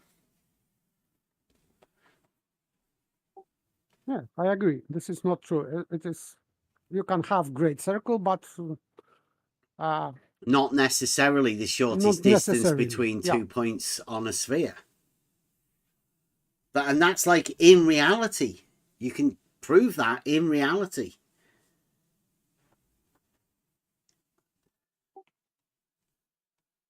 On a ball, a Euclidean ball. an interesting thing, because if you look at latitude and longitude lines, all the longitude lines are great circles, but the only latitude line that's a great circle is the equator. This is a curious thing that you can even check on Google Earth. Like if you go to latitude lines that are north of the equator, like say the 47th parallel, which is the northern border of the United States, I believe that's 47th parallel, and you try to compute the distance between two cities that are kind of far apart there, you'll notice that the line that you draw between them on Google Earth to try to compute the distance of doesn't follow the latitude line. It's because the latitude line is not the shortest distance between those 2 points. That's exactly right. Google Earth. Wow. So it is not. So the No, it latitude is not line the shortest isn't the distance. shortest distance. It must be a great circle. I don't know why you'd have to go a great circle instead of a latitude, but hey, if you try and compute them, you come up with problems like Bob the science guy did when he had shorter than a straight line. You get into problems. You end up not sacking yourself. Now, I don't know whether In this b- guy's attempted to do that.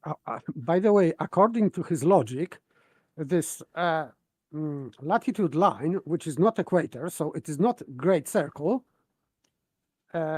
so it means it is not straight line in spherical geometry, and Yeah. it is still shorter distance than their great circle straight line. Mm-hmm. So it is double nonsense. Idiocy, complete idiocy.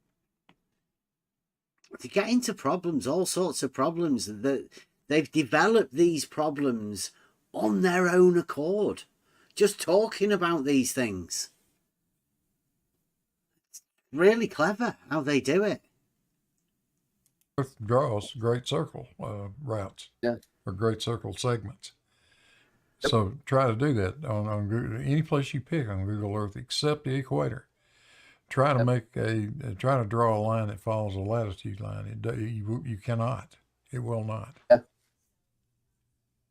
In the northern hemisphere, it'll always be north of the latitude line. Yep. And in the southern, it'll always be south. And it'll always be south in the southern. Yeah. Yep. Yeah. Absolutely. And yeah, and that's what we're getting at here, is that's why we use a great circle, is because it's that shortest distance, or really straightest possible line. Like we like so like A great circle's as straight as possible. Yes, straight as possible, but it is impossible. Yeah. It is not straight, so it is impossible. It's a circle. So he's making impossible being possible. No. I was going to say that it's like what we talked about before, but I realized that wasn't part of the recording, so probably cut that part out. But so what I was going to say here is the idea is, like, how do you make a straight line, right? That's the other question, is what makes a line straight in Euclidean space? Because Euclid's definition of it being just a bunch of points that lie evenly on next to each other is What? That's is he even read? Which version of Euclid is he read? Yes. Just a Line bunch of evenly- points. Is that? Are you sure that's a definition of a straight line? It's just a, No, he's not talking about bunch of points. He's talking about that points are lying evenly. So any point, so or every point, all points. I'm not sure. Maybe it is even said explicitly. All points are lying evenly between extremities. I'm not sure about this all, but very similar.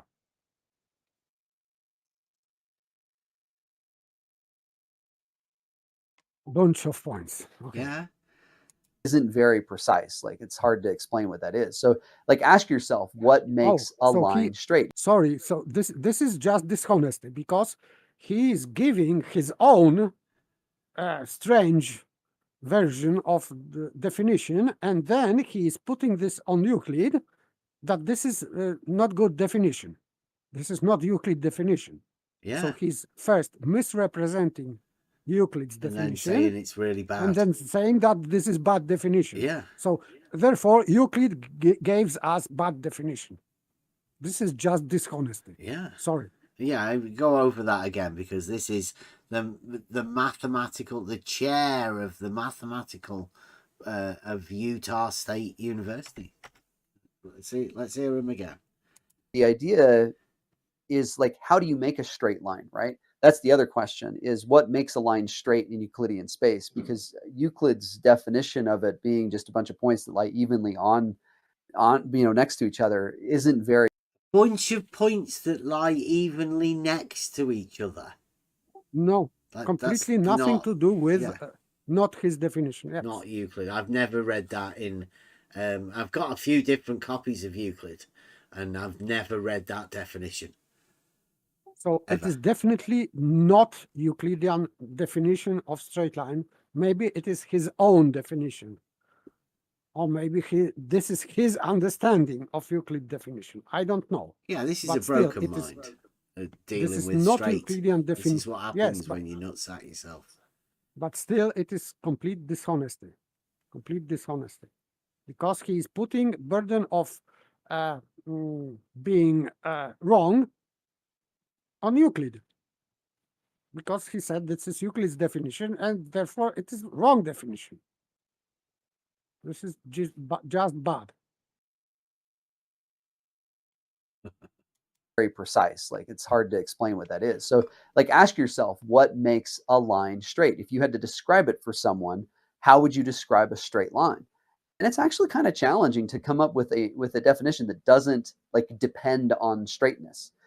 You know, but there is one in calculus. You can What? The shortest distance between 2 points. I did that a fair bit ago, and apparently Aristotle did it too. So it's not difficult to come up with a definition that doesn't require straight. It's pretty easy, actually.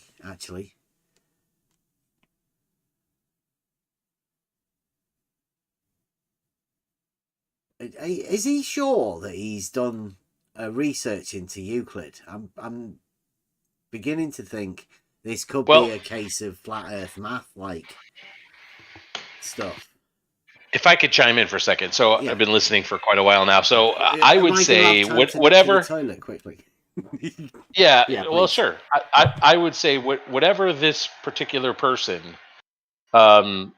needs Euclid to be to make it more complicated. Because yesterday when we started going over it, paper, you might remember this. Like he was talking about how Euclid made mistakes, and he wasn't. He intimated that he wasn't all that, and he'd struggle being a first or second year university major today, right? So now all of a sudden it's something else with Euclid. So I think it's you have to take Euclid down or ignore Euclid or do something with Euclid to keep your students, keep anyone you're talking to confused. This is why the beauty of advanced simplicity, as far as I'm concerned. Yeah, but this is that's why I call it dishonesty, because if Euclid is wrong, what is needed? It is needed only to give citation from Euclid, and you can point out, okay, we can see that Euclid is obviously wrong, but he is not giving citation from Euclid. He is giving his own citation, not Euclidean citation. This is not Euclid's definition of straight line, but he's presenting this definition as Euclidean definition, and then he's saying that this Euclid is wrong. Right. So if in that case, if let's say students are taught about Euclid in that way, of course they can come to conclusion that Euclid is wrong, but it is starting from misrepresentation of Euclid. So maybe this is a lie, what he was talking about in his film. So first they are lying about Euclid, and then they are saying that Euclid is wrong. Right, exactly.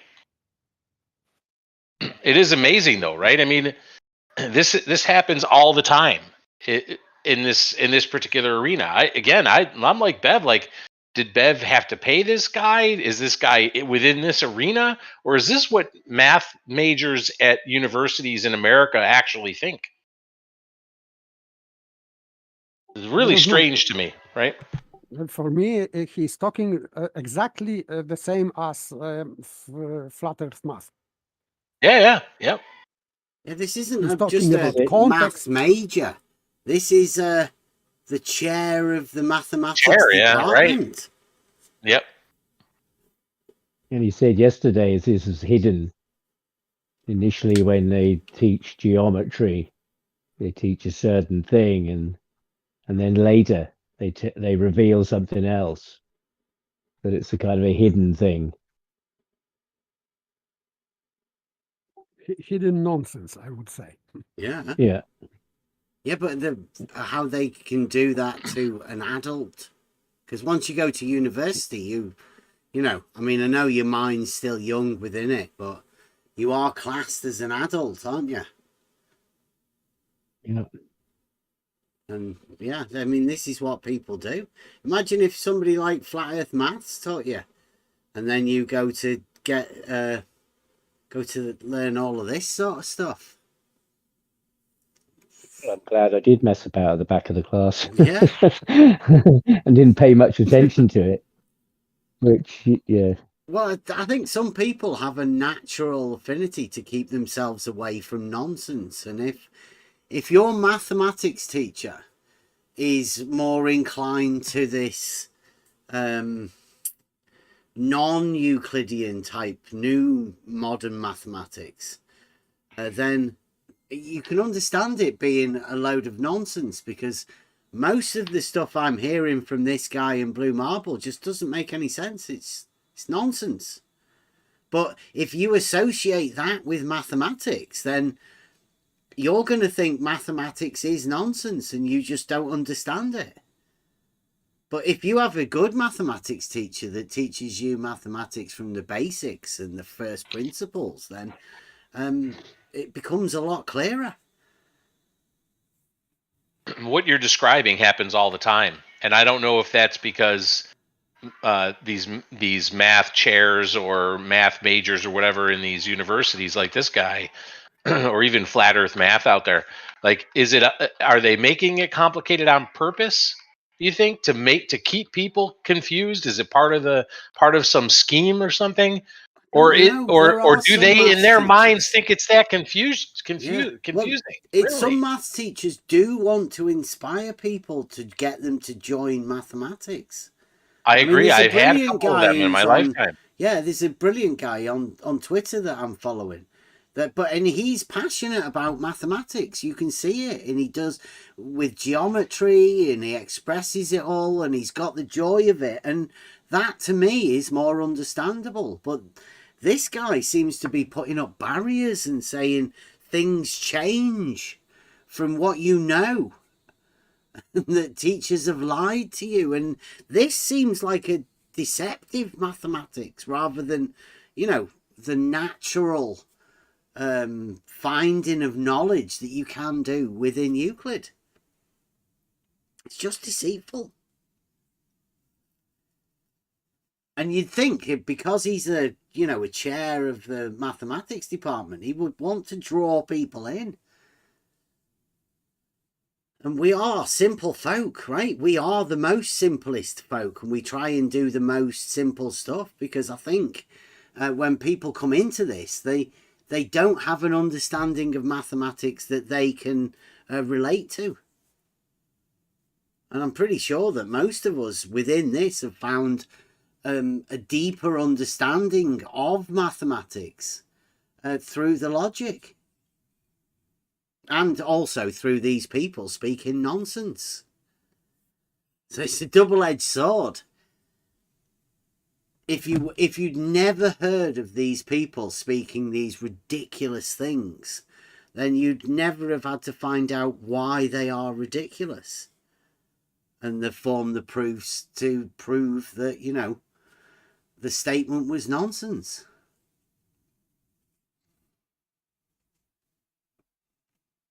Yes, and simple shouldn't be confused with simplicity, because I know Blue wants to project the idea that the people here are simple and don't understand. We're just breaking it down into something that's like advanced simplicity. It's not simple. It's not about not understanding and being simpletons, because that's what he's trying to project. Yeah, it's about simplifying the people here don't the understand information to find the best delivery method for it. Yeah, and that somehow the people here are being brainwashed by Bev into some crazy belief system. And that's just not true. Simply not true. Right, let's go. Describe a straight line in Euclidean plane, in the Euclidean plane, as so in calculus we talk about rates of change, how fast something's changing. We call these rates of change derivatives. So you can talk about how fast a curve is changing as its first derivative. You can think of this as like velocity, or how much that position is changing, or whatever. And the second derivative, which is how fast the first derivative or the slope is changing. Maybe I'll say that again. If you're looking at a line, the first derivative is the. Does fast imply time within geometry, differential geometry? I'm pretty sure there is no speed or time in relation to that. Maybe that's just the way he uses the wordage, though. He's talking about calculus, not geometry. Yeah, I know, but I mean, he's still talking about how fast, which is fast would imply time, right? Yes, I agree. So Yeah. it is nonsense because geometry is about measurable quantities, not about time. Yeah. So not about phenomena. So yeah, when he uses the term fast, and that possibly is a misuse of the term that implies time, where I'm pretty sure he doesn't mean to imply time. Of that line, or for a curve, it's the slope at any given point. So which way is it going at that point? But that slope can change, and so you can. See, I know I've heard that as well. Shout out Rumpus. The slope of a point. Ridiculous. But I know it may be within mathematics and spherical geometry and calculus, but points don't slope. Sorry, it's just a point, like he said at the beginning. No dimensions. Doesn't need a number. Measure how fast that slope changes by taking another rate of change, or a Fast again. He's talking about fast. second derivative. And a line can be described in calculus as a curve whose slope doesn't change. So its first derivative doesn't change. Since there's no change in its first derivative, the second derivative, which is measuring how fast the first derivative changes, will be equal to 0. That's what we do on the surface of a sphere like this. We calculate geodesics, which is what we call these straightest possible paths, by looking at derivatives that exist on the surface. You can't do a flat derivative because you'll leave the surface if you try to move tangentially. So you have to have a correction term that keeps you on the surface as you're moving around. So we have a different notion of derivatives called a covariant derivative that takes into account the fact that you have to stay on the surface. And if you look at that derivative and take a second derivative of a curve there, that being equal to 0 is how we actually define a geodesic in more advanced contexts. So that literally is straight by the definition of that surface that you're on. So a great circle may not look straight to you and I because we are thinking of things in 3D Euclidean space where straight is just 0-second regular flat derivative. But from the context of that sphere, that it has a 0-second derivative there on that surface. And so it is as straight as it possibly can be. Right. He's found a way to justify straightness into a circle, which is, well, it sounds like a calculus thing. Is that why calculus was invented? So you could imply straightness to a circle? I say monkey business, but could be. Mm-hmm. And that's why if you try to walk in a straight line on the Earth's surface, that's what you follow. And the plane, that's what is he saying that if you try and walk, did he just switch from calculus to walking in the blink of an eye? Becomes a sphere.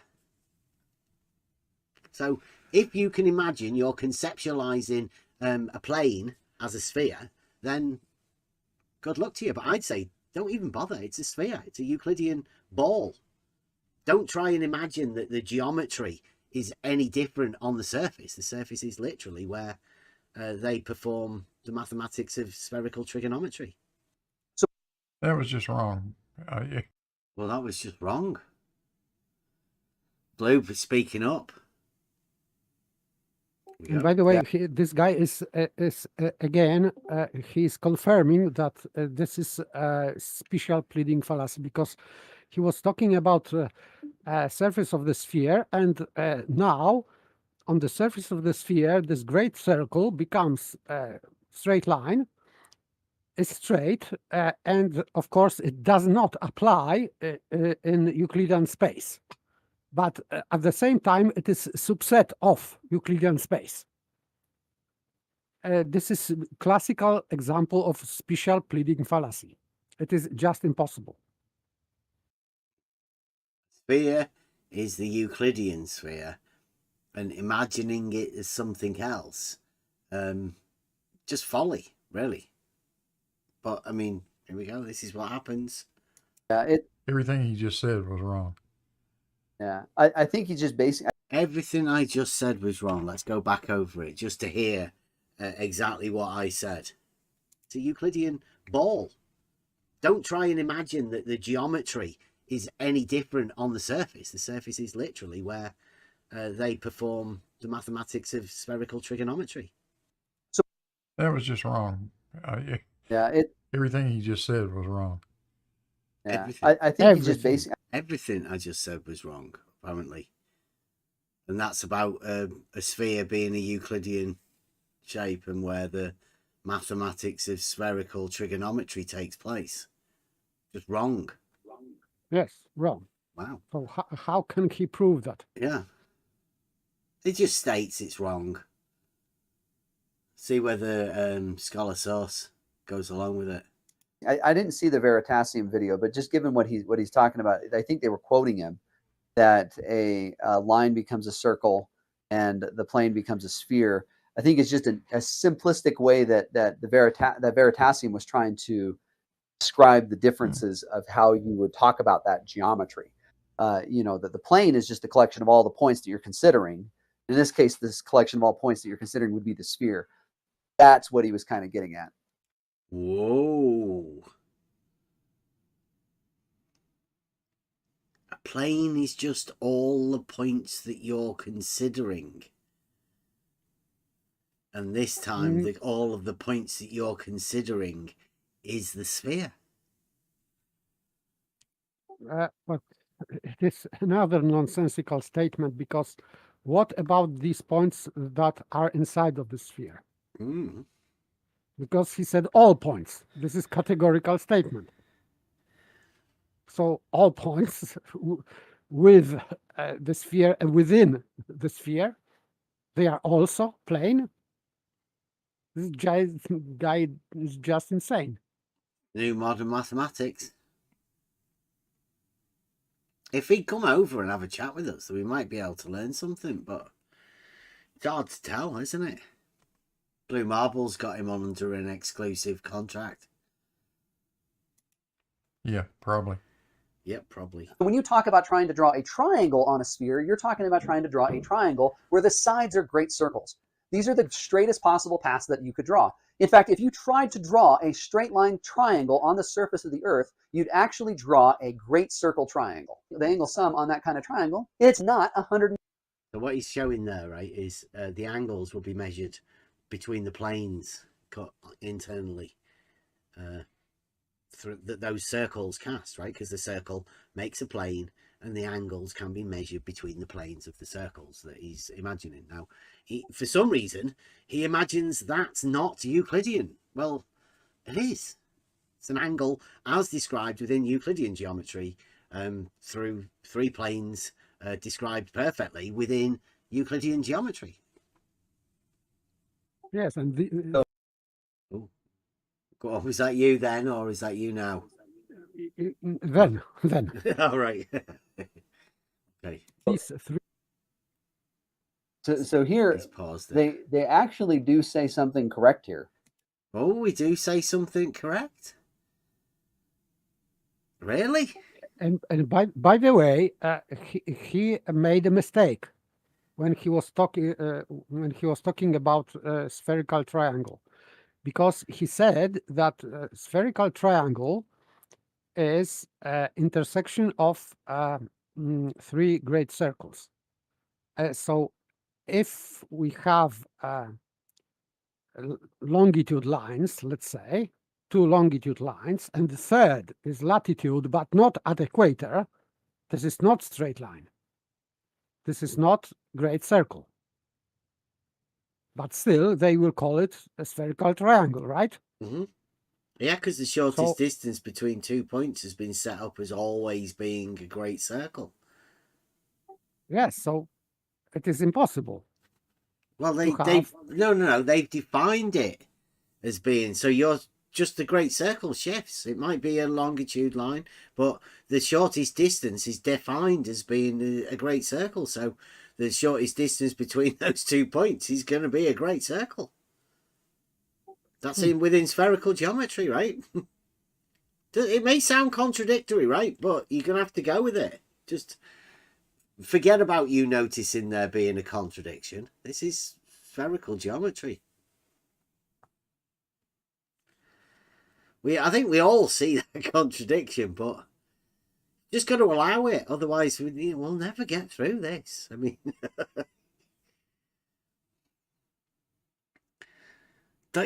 we got something right. How could we possibly get anything right? This guy's going to be losing money here. It's like his meters going down for saying this. The angle that is measured here is the angle between the two planes that are formed by that great circle. Yeah. The angle is measured between the two planes. Straight lines. Yeah, so planes, straight lines, yes, normal angle. It's Euclidean. Yes, so between straight lines. Yeah. This angle is between straight lines. Yeah, remember he's just said that because I bet he's going to do a mulligan. I describe it a little later in the video as being the angle between the tangent lines of those circles, but those tangent lines sit in those planes, and so it actually still works that way. That's right. The problem is, of course, is that in order to discuss it that way, you'd have to talk about, if you're going to talk about the angles between the planes, you'd want to talk about, the angles formed by two vectors that are in a perpendicular plane. It gets more complicated than it needs to be, but he's not necessarily. How does it get complicated? We've just explained it. It's the angle between the planes made by the circles that you've drawn as circles. How does that get more complicated? Not for me. No. He's complicating things. Yeah. He's trying to confuse people as to that it does get more complicated, but it doesn't. They're just literally those planes. Wrong that's the angle that I'm measuring. But just because an angle has a counterpart in Euclidean geometry, or happens to be the same angle as you'd measure in Euclidean in some other, in some other like intersecting region here, like these planes here, it doesn't mean that it's not also an angle in the spherical geometry of the surface. That's right. And so that's kind of where, he's kind of missing it here. What? Just because He's it just talking about- happens to be the same angle between the same planes doesn't mean that you can disregard the planes and say that the angle's elsewhere. Yeah, it does. By the because way, you're using the he's- planes. And by the way, he's talking about things that you are not talking about. Yeah, So like He's- his earlier this- Euclid stuff. yes, so he's misrepresenting completely. Yeah.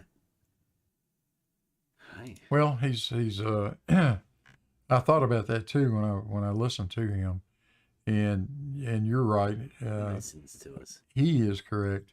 He is correct. It is actually the angle between those planes.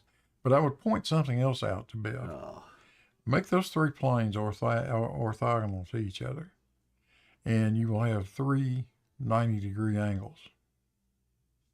yeah. That's 270 degrees. Yeah.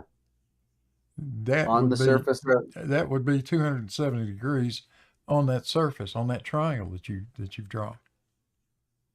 No, I think it is between planes. Yeah, three separate angles between two separate planes each.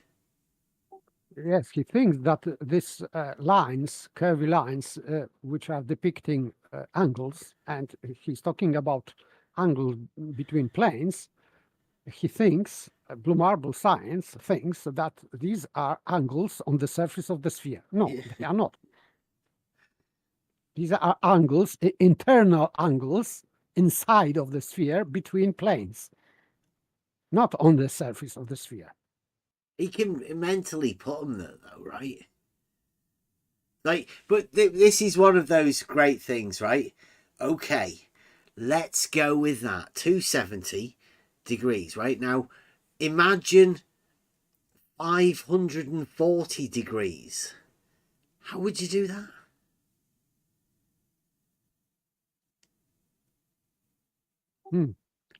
Easy. You just double it, Bev.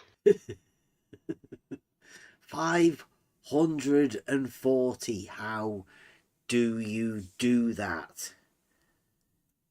Because they'll never go to there. They'll never show you that 540 degree triangle. Because like this one is an eighth. Doubling the angles gets you a half of a sphere, not an eighth. Goes from an eighth to a half. It's like many quadratic type functions that occur with this fantasy maths, and you can't even imagine it.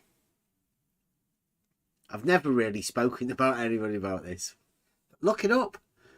Look it up. What the 540 degree triangle actually, they say, looks like, but you cannot see that. It's ridiculous. It doesn't look. It doesn't look. Oh, right. Okay, let's go. Go on. Sorry. Go on. Yeah, for me, when I was listening to this, he just previous to this, when he was first describing this, he used the term covariant derivative. Yeah. Which was a way of turning a straight line into a curved line.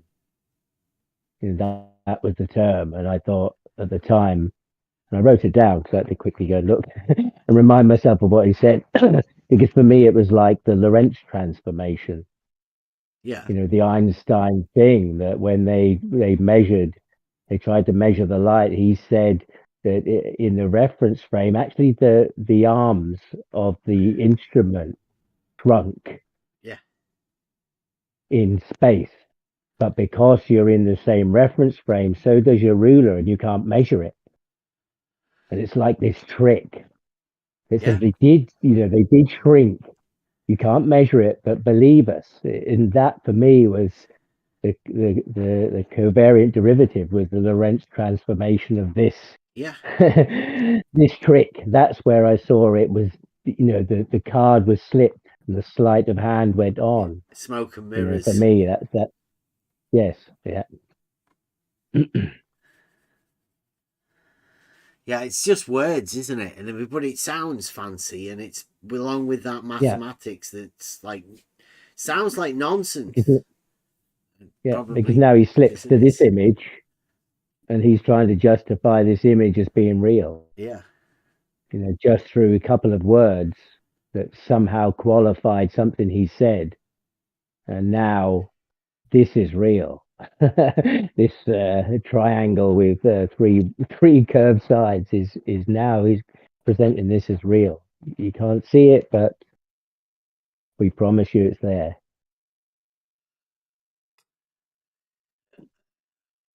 Don't quite go as far into the video that we're going to cover tonight, but in the latter part of this video of mine that we're watching, I do actually draw a equiangular right triangle on Google Earth and show you that I even zoom into each corner so you can see that those lines are completely straight and making right angles on each of the 3 points. And it's just 2 points on the equator and a point on the North Pole. Yeah. It's not hard to produce. Yeah, exactly. And they're orthogonal. They have to be. They're latitude lines crossing longitude lines, which always cross at right angles. All right. Which incidentally is another proof that the Earth is spherical, right? Because you can't have that shape on a flat Earth map. What? He's a proof. Did he say proof? This is a mathematician. Can we go back over that? Listen to that again. That'd be something to remember. They have to be. They're Yeah. latitude lines crossing longitude lines, which always cross at right angles. All right. No Which doubt. Latitude and longitude always cross at right angles. At right angles. Which Incidentally- right angle are we talking about? Do we know? Because There's only I thought one. we've had this All discussion right angles before. are equal. That's common to Yeah. all of the geometries. It's one that, in fact, it's the only one that would last throughout all geometries. All right angles are equal. It's the only axiom. They can't be saying, though, that their great circles are 90-degree angles to each other, are You they? can't get rid of them, can you? You can't say that they're different. Right? All right angles are different. They're equal to one another. Hmm. So, well, I mean, that's about as much as you need to know, I think, within geometry. Like, you could really do it without right angles. All right angles are equal, no matter where you put them, because you could put them within the foundation at the beginning at the center of this spherical thing that they're putting, and it would divide them up. Like we should probably show in a bit. I think this is where I normally get my sphere out, my ball that I cut out. Is another proof that the Earth is spherical, right? Because you can't have that shape on a flat Earth map. Right. So it's a proof that the Earth is spherical because you can't have the sphere, a non-developable surface, expressed on a two-dimensional plane, a map. Yes, and So this that's is a tis affirming that, globe, right? It has to be. yeah, this is Yeah. affirming the consequent. Yeah. Yeah. Another fallacy. This If you guy fall- is if full you of fall fallacies. for that one, that would be great, right? Because maps have a grid system on them, right? And the fact that you can't express the sphere on that grid system map, then that is a proof of the sphere, Of this- right? Yeah. Like, yeah, brilliant. yeah. That's fantastic. Well done. Fantastic proof. Yeah. Such a mathematician there. Like, could only come from a mathematics chair of a high-end university in America. That statement. Yeah. And this is great modus tollens. Yeah, take that, Nathan Affirming- Oakley. Yeah. Yeah. Talk about your proof of measuring things flat. Well, this guy's got a proof that it's globe. It is globe. Because maps. Do it again. Do it again. Please. Scholar Source, take it away. They have to be. They're Yeah. latitude lines crossing longitude lines, which always cross at right angles. Always. No Which doubt. incidentally is another proof that the Earth is spherical, right? Because you Obviously. can't have that shape on a flat Earth map. Is he saying that the fact that latitude and longitude lines always cross each other perpendicularly at right angles is a proof Yep. of globe? Yep. Yeah, yeah. Right, yeah. The grid system, absolutely. Has to be a globe, right? How could it not be? But I like it. If you Like it. did, like for example, the typical one that has the North Pole at the center, you tried to draw that equiangular right triangle on that. The one of the lines follows the equator, East-west which is a circles. circle in the flat Earth's map, and you'd have two straight lines on the flat Earth map as the other side. I'm wondering why he's talking about flat Earth here. He's doing the flat Earth map. Yeah, he's doing the east-west ridiculous east-west circles of the flat Earth map. Yeah, model afflicted. Mathematicians have made it into the chair position of some universities. Maybe it's because he's been paid by Blue Marble Science, right? And he's just sort of playing to the crowd because he's a mathematician, right, for hire. So he's spicing his maths up a little bit for Blue Marble Science. Talking about the flat Earth map, he probably knows that Blue Marble Science really doesn't like flat earthers, and the flat Earth map, east-west circles, is ridiculous. That's what he's talking about. I mean, how could that be perpendicular? Catch is that those three sides on that equiangular right triangle that I draw on Google Earth are all the same length. They're not different lengths. All three sides are the same length. But if you draw that on, North Pole is the center and the equator or whatever, the equator line, that's an arc length in that thing, and it'll be necessarily longer than those radii.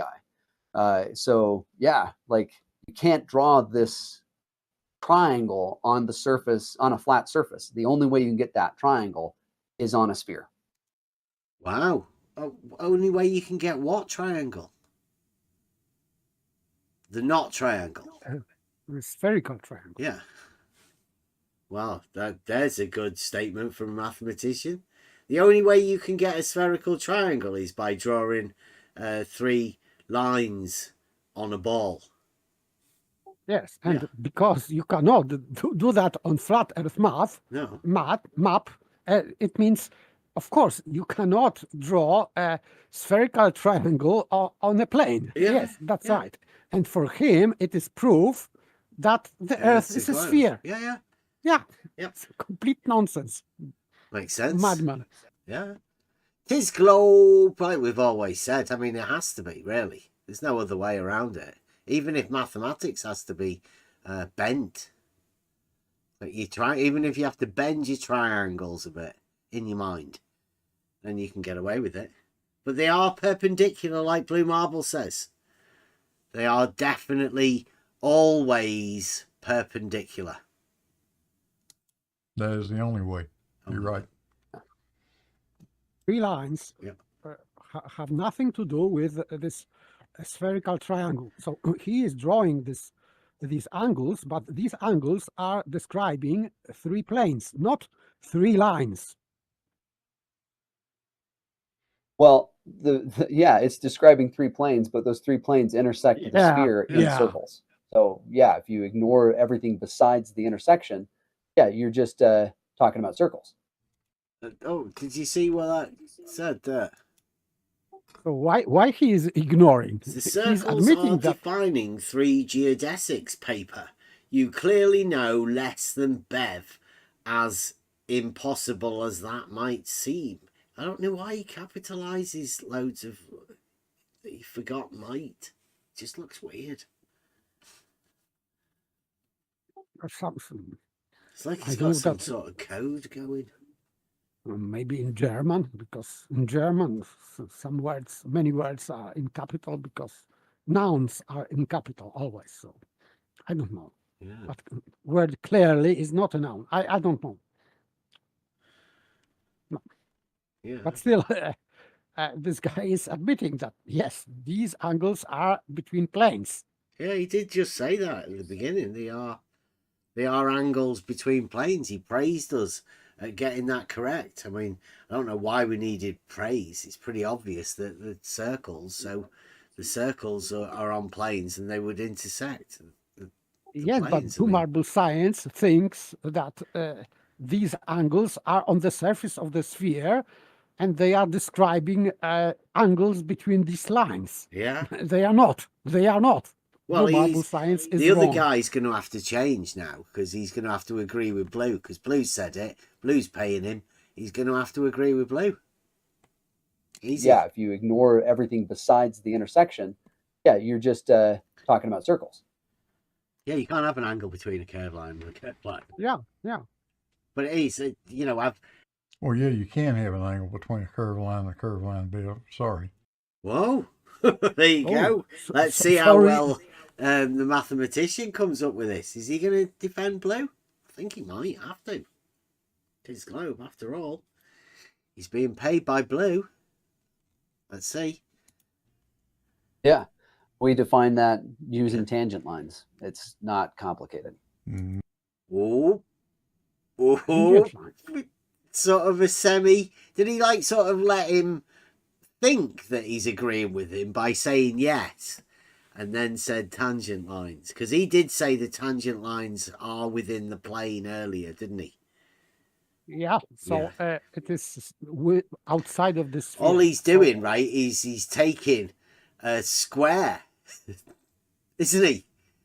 He's forming a square at the tangent points of this sphere. Yeah. So that's all he's doing. He's making angle between straight lines. Yeah, he's making making those planes of circles, the great circle planes, into squares by putting a tangent at each of the intersection points. Fantastic. Not at all.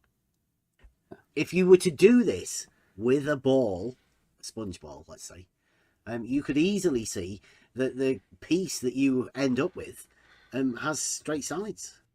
Right, there you go. This straight sides, and it's like, no, straight, point at this bit here that isn't straight. And by the way, plane surfaces. You can see plane surfaces and straight lines. Let's say the 390s. They're here on these. Yeah. This is great. He's shooting his own foot. Okay, normal thing. That doesn't look very straight to me, Biff. Yeah, I think he's referring to the something edges, with his eyes. You know that. Even Scholar Source is saying, "Yeah, Blue. I think he's referring to the edges." Yeah. Come on, Blue. Even the guy you've paid to do so a good job. I mean, come on. You know, for sure, but he's ignoring the part. He's ignoring the part that's on the surface. Right. Yeah. I mean, he has the other side of the object that he's showing is a spherical triangle. Like it's a triangle on the Where on this picture, where is spherical triangle here? There's no spherical triangle here on this picture. So, normal straight lines perpendicular to each other. The surface of that sphere. Exactly. That this is cut out of. Exactly. That's the slice through, and the angles will be measured between those planes that you've developed. Actually, yeah, and actually, so here. What does it say? Bev forgot the video. What? What video? The video you've got there that you're going over, Blue. Forgot that video that you're going over it. I don't understand. Crazy. Here's an interesting thing. If those angle measures are what he's talking about, right? Look at those three angles at the point that he's got there. Yep. Those don't look like they add to 180 degrees to me. I would say they add to 270. Yeah. But the other issue that they have is the angles that the edges are making there are not the right angles that we're talking about anyway. The angles we're talking about are in the very corners that you can see. Those would be the angles in the triangle. Yeah. The very corners. Let's count. 1, 2, 3, 4. Oh. There's 4 corners. So what are the angles in the corners? Say, what's the angle at this corner? 90 degree. Are you sure? At that point there, that corner, it's where it intersects in 3 90 degrees there. at this corner here. There's 90 degree here, 90 degree here, and 90 degree here. So this corner's got 3 90 degrees. What's this corner got over here?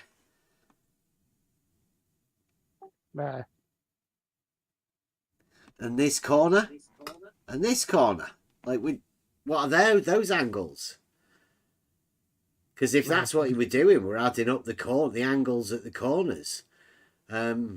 Maybe it's just 390 degrees because these ones, you don't know what the angles are there. Yeah, you cannot measure these angles between curve. So what's he talking about? The angles at the corners? Weird. Exactly. 80 degrees.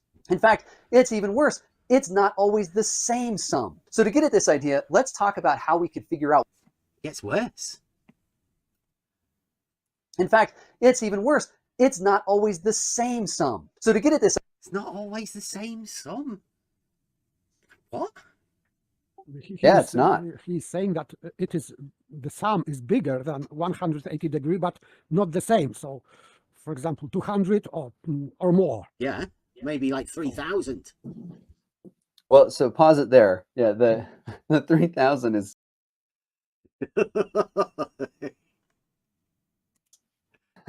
little outside the box. I think the largest it can be. I'd have to do the calculation in my head real quick because the largest it can be, and he's trying to do the calculation in his head because he doesn't know. Why doesn't the mathematics chair of Utah Valley University not know that 540 degrees is the maximum? Unimaginable, but why does he not know that? Why is he trying to calculate it as though it's calculatable? What's he even mean by that? How do you calculate 540 degrees? Come on, guys, you got to know this answer, right? Why is he doing that? Because to the uninitiated, he sounds smart. I have to calculate it. Let me calculate it in my head. Here we go. We're going to calculate this in my head. Look how smart I am. How many angles is the maximum of angle? Let me. So good. Have you got a calculator handy? I think it goes from pi to 3 pi. I think is the largest it can be, because that would be, yeah, that's right. Because if you have, because the triangle is formed, they're going to get confused on this term loon later, but the triangle is formed by 3 loons or those 3 angles. Well, if you think of the we've had loon with flat Earth math, didn't we? Yeah, but he hasn't got a clue really of a 540 degree triangle. And how it doesn't work with loons. It's hilarious, really, the 540 degree triangle. We would have never heard of loons before, though. Imagine get 3 confused by it. angles, 2 90s, and a 360. 540 degree triangle. It's not, as some PhD people think, 3 times 180. No. It's 360 and 2 90s. I'll leave you to find that one out for yourself. All 3 edges of the triangle were a circle themselves, right? So you just pick 3 points on the triangle and you think of those as the 3 edges. Those are making 180 degrees on each thing. That's the biggest triangle you can make. As soon as he said 180 degrees on each thing. He did it. He said 3 by 180 again, didn't he? The guy, poor guy, hit aporia. Mathematics check. Really? Themselves, right? So you just pick 3 points on the triangle and you think of those as the 3 edges. Those are making 180 degrees on each thing. That's the biggest triangle you can. He did say 380. He thinks that it is 3 times 180. Yeah, 3 180 degrees. That's fantastic. fantastic. Absolutely fantastic that he doesn't know that. You know, that means a circle. That's 3 points on a circle, on a great circle, because that's straight. 180. Yeah. Yeah. He literally thinks it's just 3 points on a circle, because you could just add another point and have 4 points on the same circle. Four-sided, spherical, right? It's the same shape. It's just a circle. Yeah. Yeah. You just add another And 180 degrees to it, right? You could go on forever. Dornagon. We literally wrote this in Imaginometry. And mathematics chair. The chair of the mathematics at Utah Valley hasn't been able to logic a 540 degree, made the same mistake. Oh boy, how did we end up in this position? Thank you, Logos. Thank you, Reasoning, and thank you, just reality, right?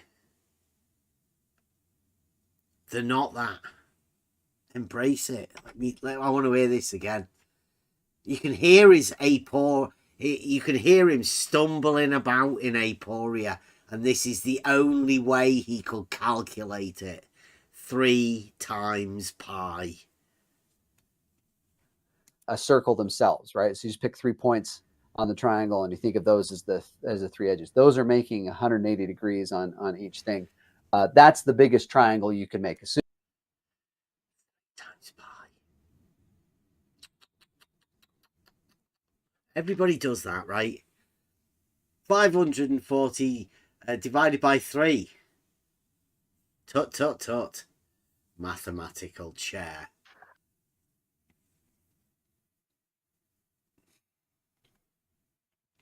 You get a straight line, right?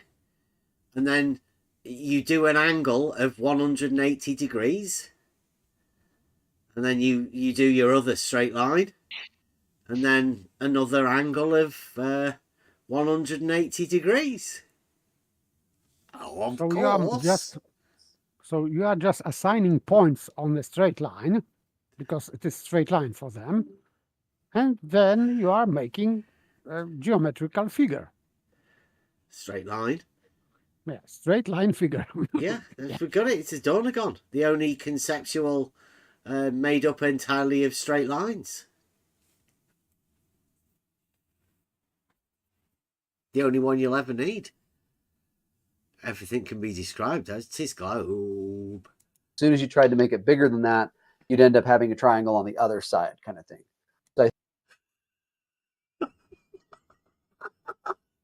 Other side of the what? other side. The other side. Poor guy's in aporia, stumbling around. He doesn't even know what side of a triangle he's on. Other side of the wardrobe. If you make it bigger, you'll be on the other side. Broken mind. Oh, let me hear that again. Sorry. Say all 3 edges of the triangle were a circle themselves, right? So you just pick 3 points on the triangle, and you think of those as the 3 edges. Those are making 180 degrees on each thing. That's the biggest triangle you can make. As soon as you tried to make it bigger than that, you'd end up having a triangle on the other side, kind of thing. So I think it's pi. Maybe he's talking about interior side of a ball and exterior side of a ball. I don't know. The surface, you have, if you are on a plane, you can be like on the lower surface of the plane and upper surface of the same plane. I don't know. Maybe he's talking about that. It seems to me like this guy's never really taught this stuff or anything. Maybe he's never had to apply it to reality. you know, he's just left it within the abstract mathematical realm, right? And like Blue Marble paying him to come over and, you know, do a bit of globe geometry. Maybe, I don't know. Maybe he's freestyling this. He might get better at it. Once he implements it into you know, his structure of lessons and stuff. At 3 pi is the maximum area you can have. Maybe you could go up to 5 pi if you do want to talk. If you want to allow those to be bigger than 180 degrees, then you. What? Maybe you can go beyond the spherical geometry. Like, is he serious? It's going beyond the realms of spherical geometry now as well. It's unbelievable. So I think it's pi to 3 pi is the maximum area you can have. Thinks it. Maybe you could go up to 5 pi if Maybe. you do want to talk. If you want to allow those to be bigger than 180 degrees, then you could maybe go to the whole thing. But yeah, so maybe you go to 5 pi. Probably depends on which book you're reading in terms of whether or not they want to allow angles to be bigger than 180 degrees or not. Yeah.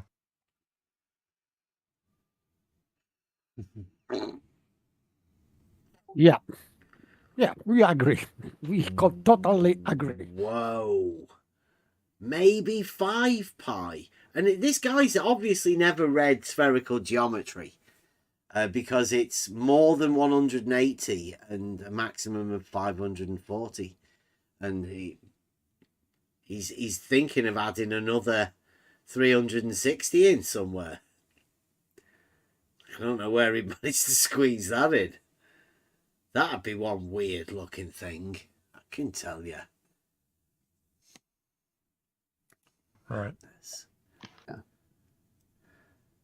The poor guy's obviously in aporia, right? And Blue Marble's put him there. And that must be embarrassing. That must be embarrassing. At that moment, when he just said that, lost in aporia, obviously. And I would say that Blue Marble science is pressing on him, and he is trying to be inventive. Yeah. And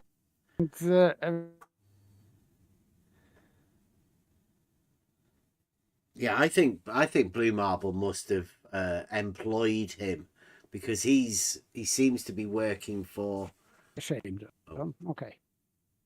Sorry, I think was you cutting out or was that me?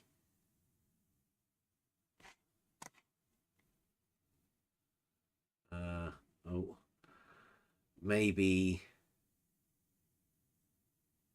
Are you guys still there? Hello? Is that working still?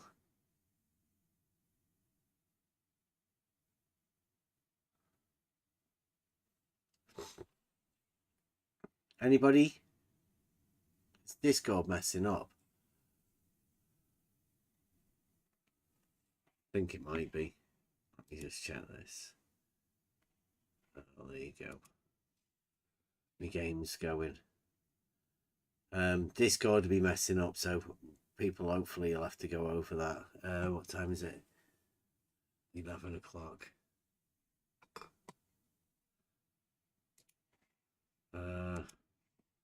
Oh dear. Yeah, I know, Mike. I think my PC's going through a thing, and it seems like I think this video's PC's blocked up, guys. So we'll have to come back and do a little bit more of this. 3 hours.